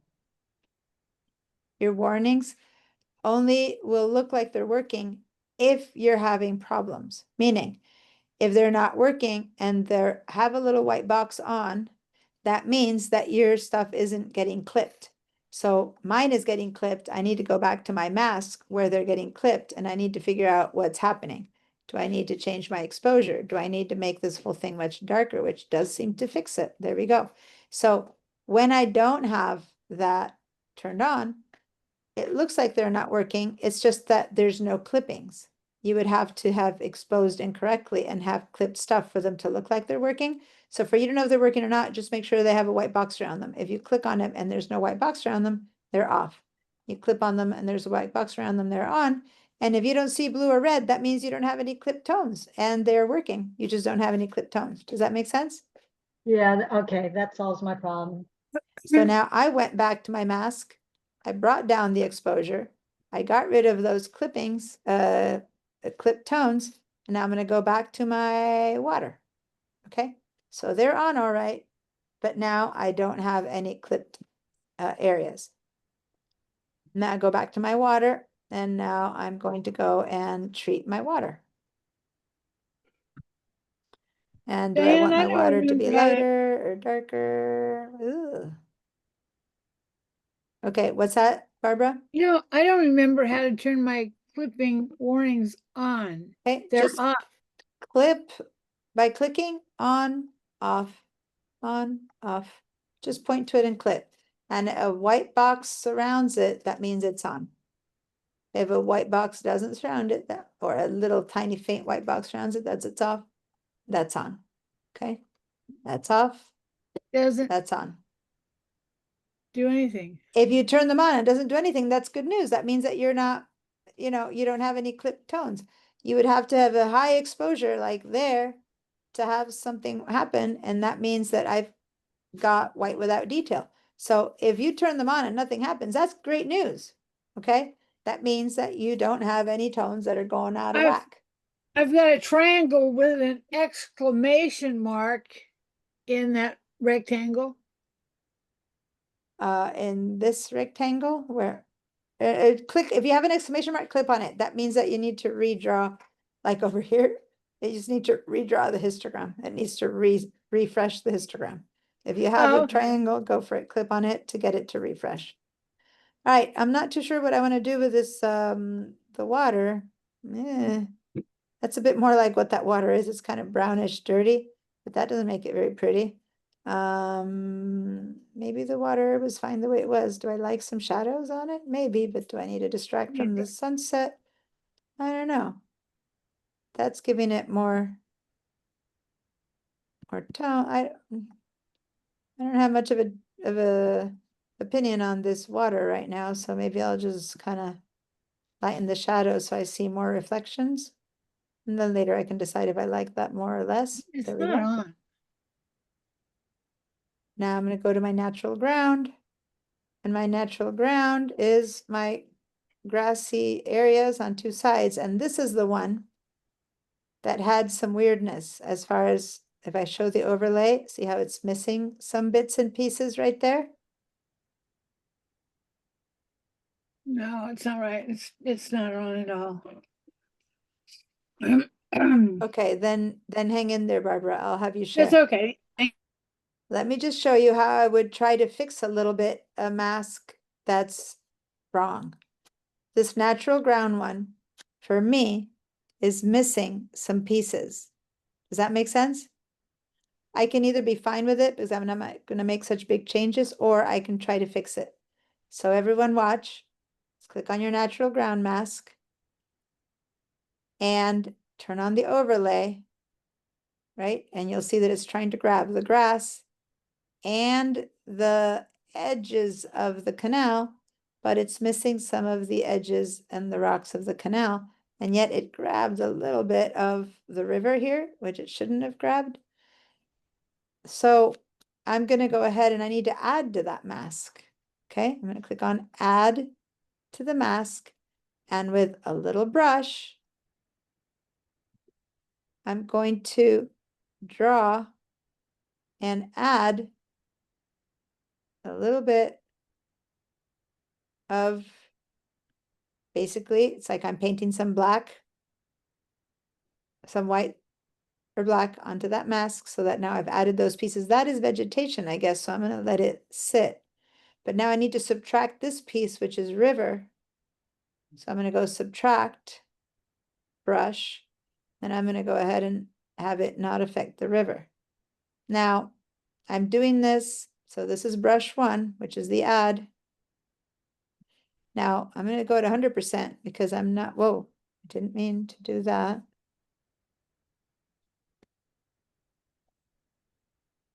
So I want to make sure that I'm not making a big mistake there. Oy, I didn't mean to make my brush any bigger. Now that was just a really deep work,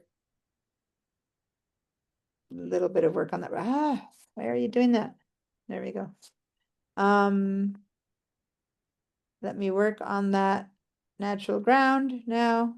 Now I can turn the overlay off now that I see where it is. And now I need to decide if I'm going to make it lighter or darker. And in fact,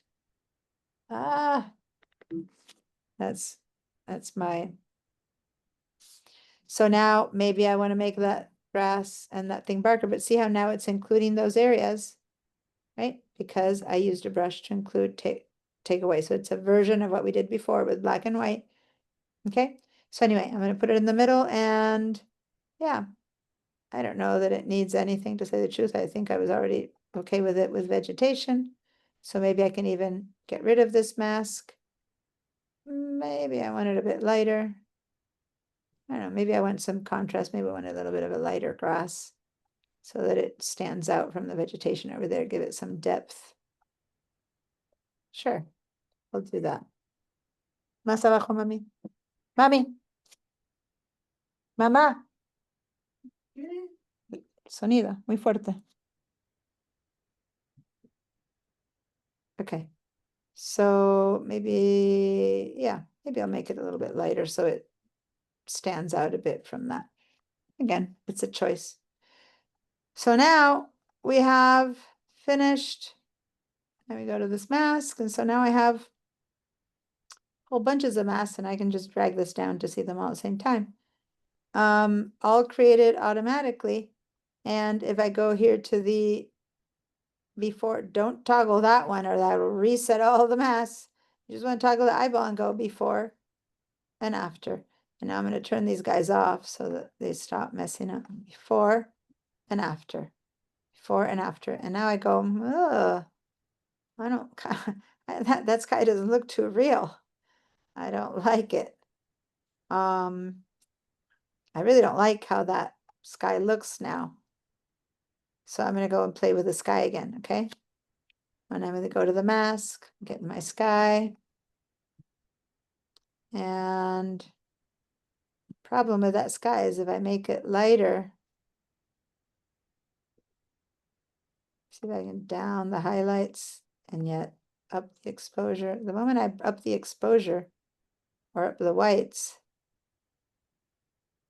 the moment I lighten it up a bit, because I want to lighten it, I don't want it to be so dark. The moment I lighten it, those highlights are just going crazy. There. We'll bring the blacks back a bit. Yeah, it's not stormy. That makes it a bit better. I really can't seem to get much contrast in there without losing that streak. So I'm slightly messed up here. Okay, I like that better at least than before. Now it doesn't look like the sky is falling on our heads. But I want some more color. So I'm going to go and saturate the color a little bit down here. And I have a couple of little clip streaks, but I'm fine. I'm not going to use point color. So now let me look at the before, and let me just turn these off. Before and after. That's better. So this is what the photo looked like when it came out of the camera. And this is what I've got now. I'll play around with it quite a bit more, but for better or for worse, it's definitely better than one I had, even though I'm still not totally happy with it. There's much more I can do with it, but that's how much more effective a mask can be if you have a good mask, which in this case for the sky, Big difference. I would definitely not have done it by hand. Other masks I could have done by hand, but that one, or there's other tools, there are many other masking tools, but none of them is going to do a better job with the sky than this one. Yes, Karen? Yeah, I lost you when you were adding to the natural ground mask. How did you do additional Okay. painting on that? I clicked on natural ground mask. I went to the word add Yeah, and I chose a brush, which was brush one, this one. now how did you choose brush? Okay, Oh, so I down, went down to there, okay. add brush right there. Okay, I see. And then I can make it smaller by the brackets. Yeah, I can make it smaller. And then you paint on the area that you need to paint. Now, how do Are you you, guys, yeah? how do you keep it, because my mask goes away when I touch something else. All right, so I need to now show it to you in person. First of all, at this point, I want to make sure that we're, you know, if you're kind of happy with what you have before I lose this, because I've done so much, I'm going to go ahead and give an okay. Say that for now I'm happy with it. So now my camera raw filter here is applying itself underneath the photo, like my adjustment layers applied themselves on top. My camera raw filter is underneath. And now if I want to see it before and after, I can turn this eyeball on before and then after. But every time you do it from here, it has to recalculate the camera raw filter, and it takes a while to turn on again. So I recommend using this eyeball, the one in front of the mask. Well, a mask? Here again? Yep. There's one big mask between your filter and your image. And other than the internal raw mask, and that's the end of class thing, under the internal mask that we saw, this one lets me mask an area of the whole effect of the camera raw filter. So just watch for a second, and I'm not saying that this is necessary, but I'm going to select that mask. Now I'm going to say all the camera raw filter, all the changes I've made, I want them on everything except for the sky, for example. So now I'm going to go paint the sky, and I'm basically avoiding that filter to be applied in that area. Does that make sense? So it's like a mask of the entire filter. So now I'm not affecting each one of the individual filters, but the whole filter. So maybe I go ahead and I say, I don't want this whole area to be affected right there. So I'm just showing you how that is also a filter. If you see a white box here, it's a mask, I mean. Now I don't want to, if I'm going to affect these masks, I want to do it in Camera Raw. How am I going to do that? I'm going to double click on the word camera filter, open it up again, and then I'll continue over here. Because maybe I can find that I can still work on color or vibrance or temperature or all that kind of stuff over here. So here I'm liking this, see? Not on the sky itself, but on everything. What if I give everything a bit more vibrance? Ooh, I like that. Now I'm getting a little bit of tones over here, a little bit of tones over here. So I like that, but that is global. It's going over everything now, right? Anyway, so on and so forth. So now when I say okay, I've got the okay to the camera filter. Now let's say save, because the class is over and I'm gonna go help. I'm stay help some people, but I want to first make sure that we save this and we get some screenshots. So I'm going to open again the camera filter. I'm going to open again the masks, and I want us to do a screenshot of including these masks. And this is the equivalent, if you want, of what we saw, the screenshot that Ed put out there today. where he was showing all of these little masks. And now that you know what we're talking about, you might understand his photo a little bit better. It was down here somewhere. Here it is. There you go. Those are the internal masks that he made over here to fix that photo. He had one for the sky, one for the mountains, vegetation. Does that make sense? Over there? So he was inside of Camera Raw, and these are the masks that he made in Camera Raw. And that's what we just did today. Over here. All right. So get yourself a screenshot, save it, post it, and now I'm going to take questions. So if you need to go, you have homework. Open a file with Camera Raw and get some masks on an image with Camera Raw. And that's not the end all. Also open a file where you can do masks here in Photoshop, and we will learn better ways to do these. Okay, so it's not like this is much Camera Raw is better than Photoshop.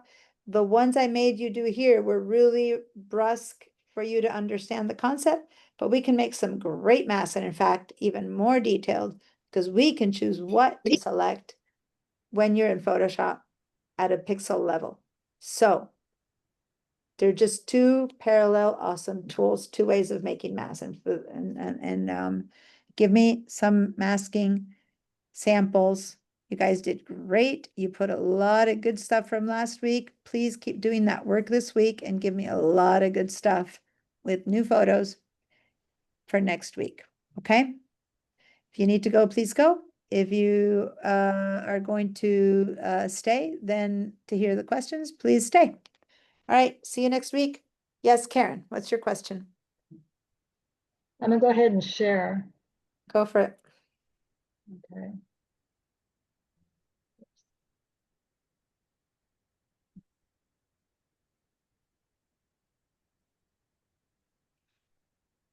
Now, when I go to, No, you haven't shared yet, so I'm not seeing anything. oh, I did share, okay. Mm-mm. Go back. Share and then share again. Oh, that's You're right. It welcome, takes two Jacob. shares. Thank you, Jacob. That's right. It takes two Thank shares. you. I forget.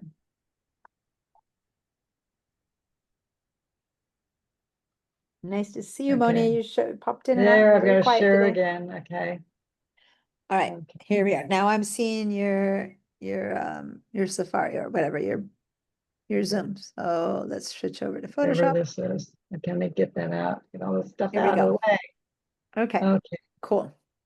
When I go to the new brush, Mm-hmm.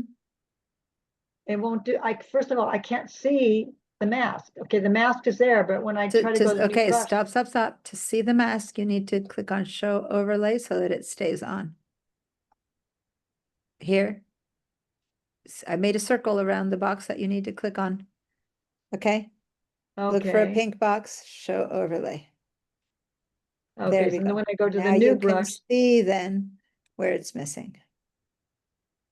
There you go. Is it Okay. it looks like it's a very fuzzy brush. So Yeah. that's really not what you want because it's affecting a lot of stuff. So let's go how do I harden and it kind of thing? go over here. We have a ridiculously huge feathered brush. So bring the feather down. Maybe you move that, trying to Oh. change the size. Move the feathering down, down, down. This one is feathering. Okay. Down, down, down, down. Further down even. You want a sharp one right now. Yeah. Yeah. And then make it smaller. And you have flow, density. I don't know what you moved. It's like it's not the regular. You don't keep drawing. You're drawing stuff that's affecting that there. You don't want that. So keep saying undo, undo, undo for everything you just did. And we first need to fix your mask because you don't want that to be part of your mask. Yeah. Okay. So go ahead and Command Z until you get rid of everything you just did. Yeah, see how it went away now? Okay. Yeah. So now let's choose a brush for it again. Let's go ahead and say an add a brush. Oops, oh my gosh, just did something by accident. Okay, go ahead We're and say doing it. cancel. I don't know what you did. Yeah, say cancel. Add Okay, so add brush. brush. Okay, and now the brush now seems to be the right size. So now just drag and paint. There, okay, it was clicking that show overlay box thing, okay. And then over here, you might need to add this stuff and that stuff. Okay, Okay. And then you did something that I was so busy trying to fiddle with this brush that I didn't catch. We were talking about the whole thing turning into a mask. At the end of the discussion, oh, no, at the very end that you have to be done. You have to say, okay, you know, it's in Photoshop again, so you have to be done with this. Good. So here you go. Here's your, and you have your smart filters. and if, take your hand out of there for a second.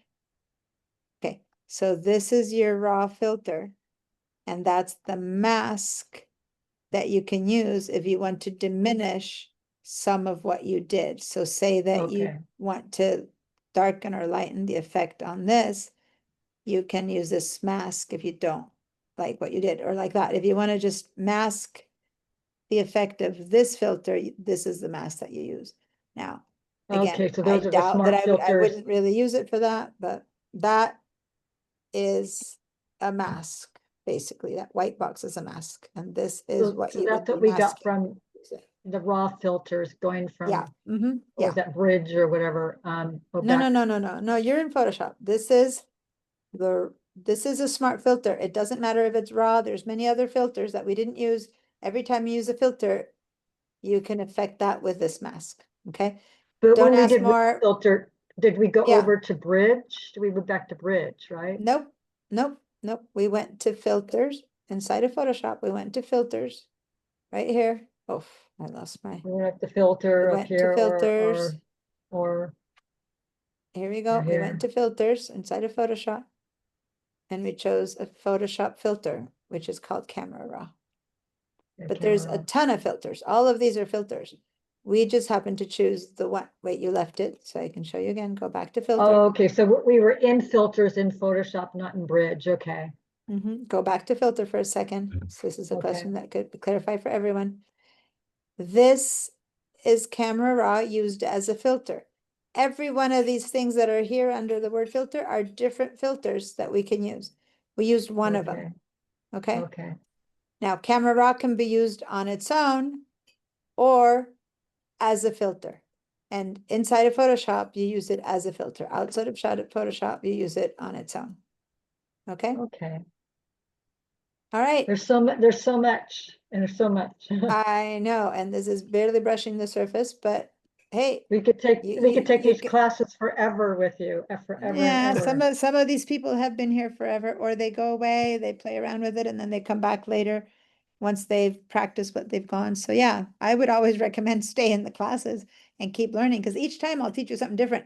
Half of the people who have been here have never done a Camera Raw filter, even If though we they've take taken my something, class if we before. take classes in the fall, you won't be covering the same things you covered in summer. It'll be something different. Yeah, every time I cover something different. So I have Oh, to okay. comment on that. I've been Oh, doing yeah. the classes now Money. for, I think it's been 2.5 years. Every class has been different. Oh my gosh. So there's just a lot to learn, and I learned so something. much. Even if there's things that I knew before, it's like there'll be a new trick, or it's just, Yeah. Yeah, Like reconfirming the basic masking that I talked at the beginning, anyone who took class before has done it before. But A, you might have forgotten, B, you might need to refresh it, and C, it's like, okay, I know that I'm gonna sit through 20 minutes of something I know, but then something new will come, right? So yeah, it's always, I do my best to keep my own brain alive. I need to tackle it in a different way each time, and I purposely want students to come back. So I change my images, I change my processing, I change everything each time, because Photoshop is so infinite. If I were to teach you the same thing each time, the same 10 steps, It's like, blah, I would just want to shoot myself in the head every time I have to open the class to teach. So I don't do it that way for my own sake and for your sake. All right. I like variety and I offer variety. Okay, guys, I'll see you in a week. Go ahead and have a great week of experimenting and discovering. Can I ask you a And my mom's waiting me for dinner because it's Okay, really so- like late PM. It's So, past 10 PM. It's 10:30 PM, Oh, my 11 PM. goodness. So I need to Thank go have you. my dinner. Bye, Thank you. guys. Bye-bye. You're welcome. Bye. Bye. Thank you.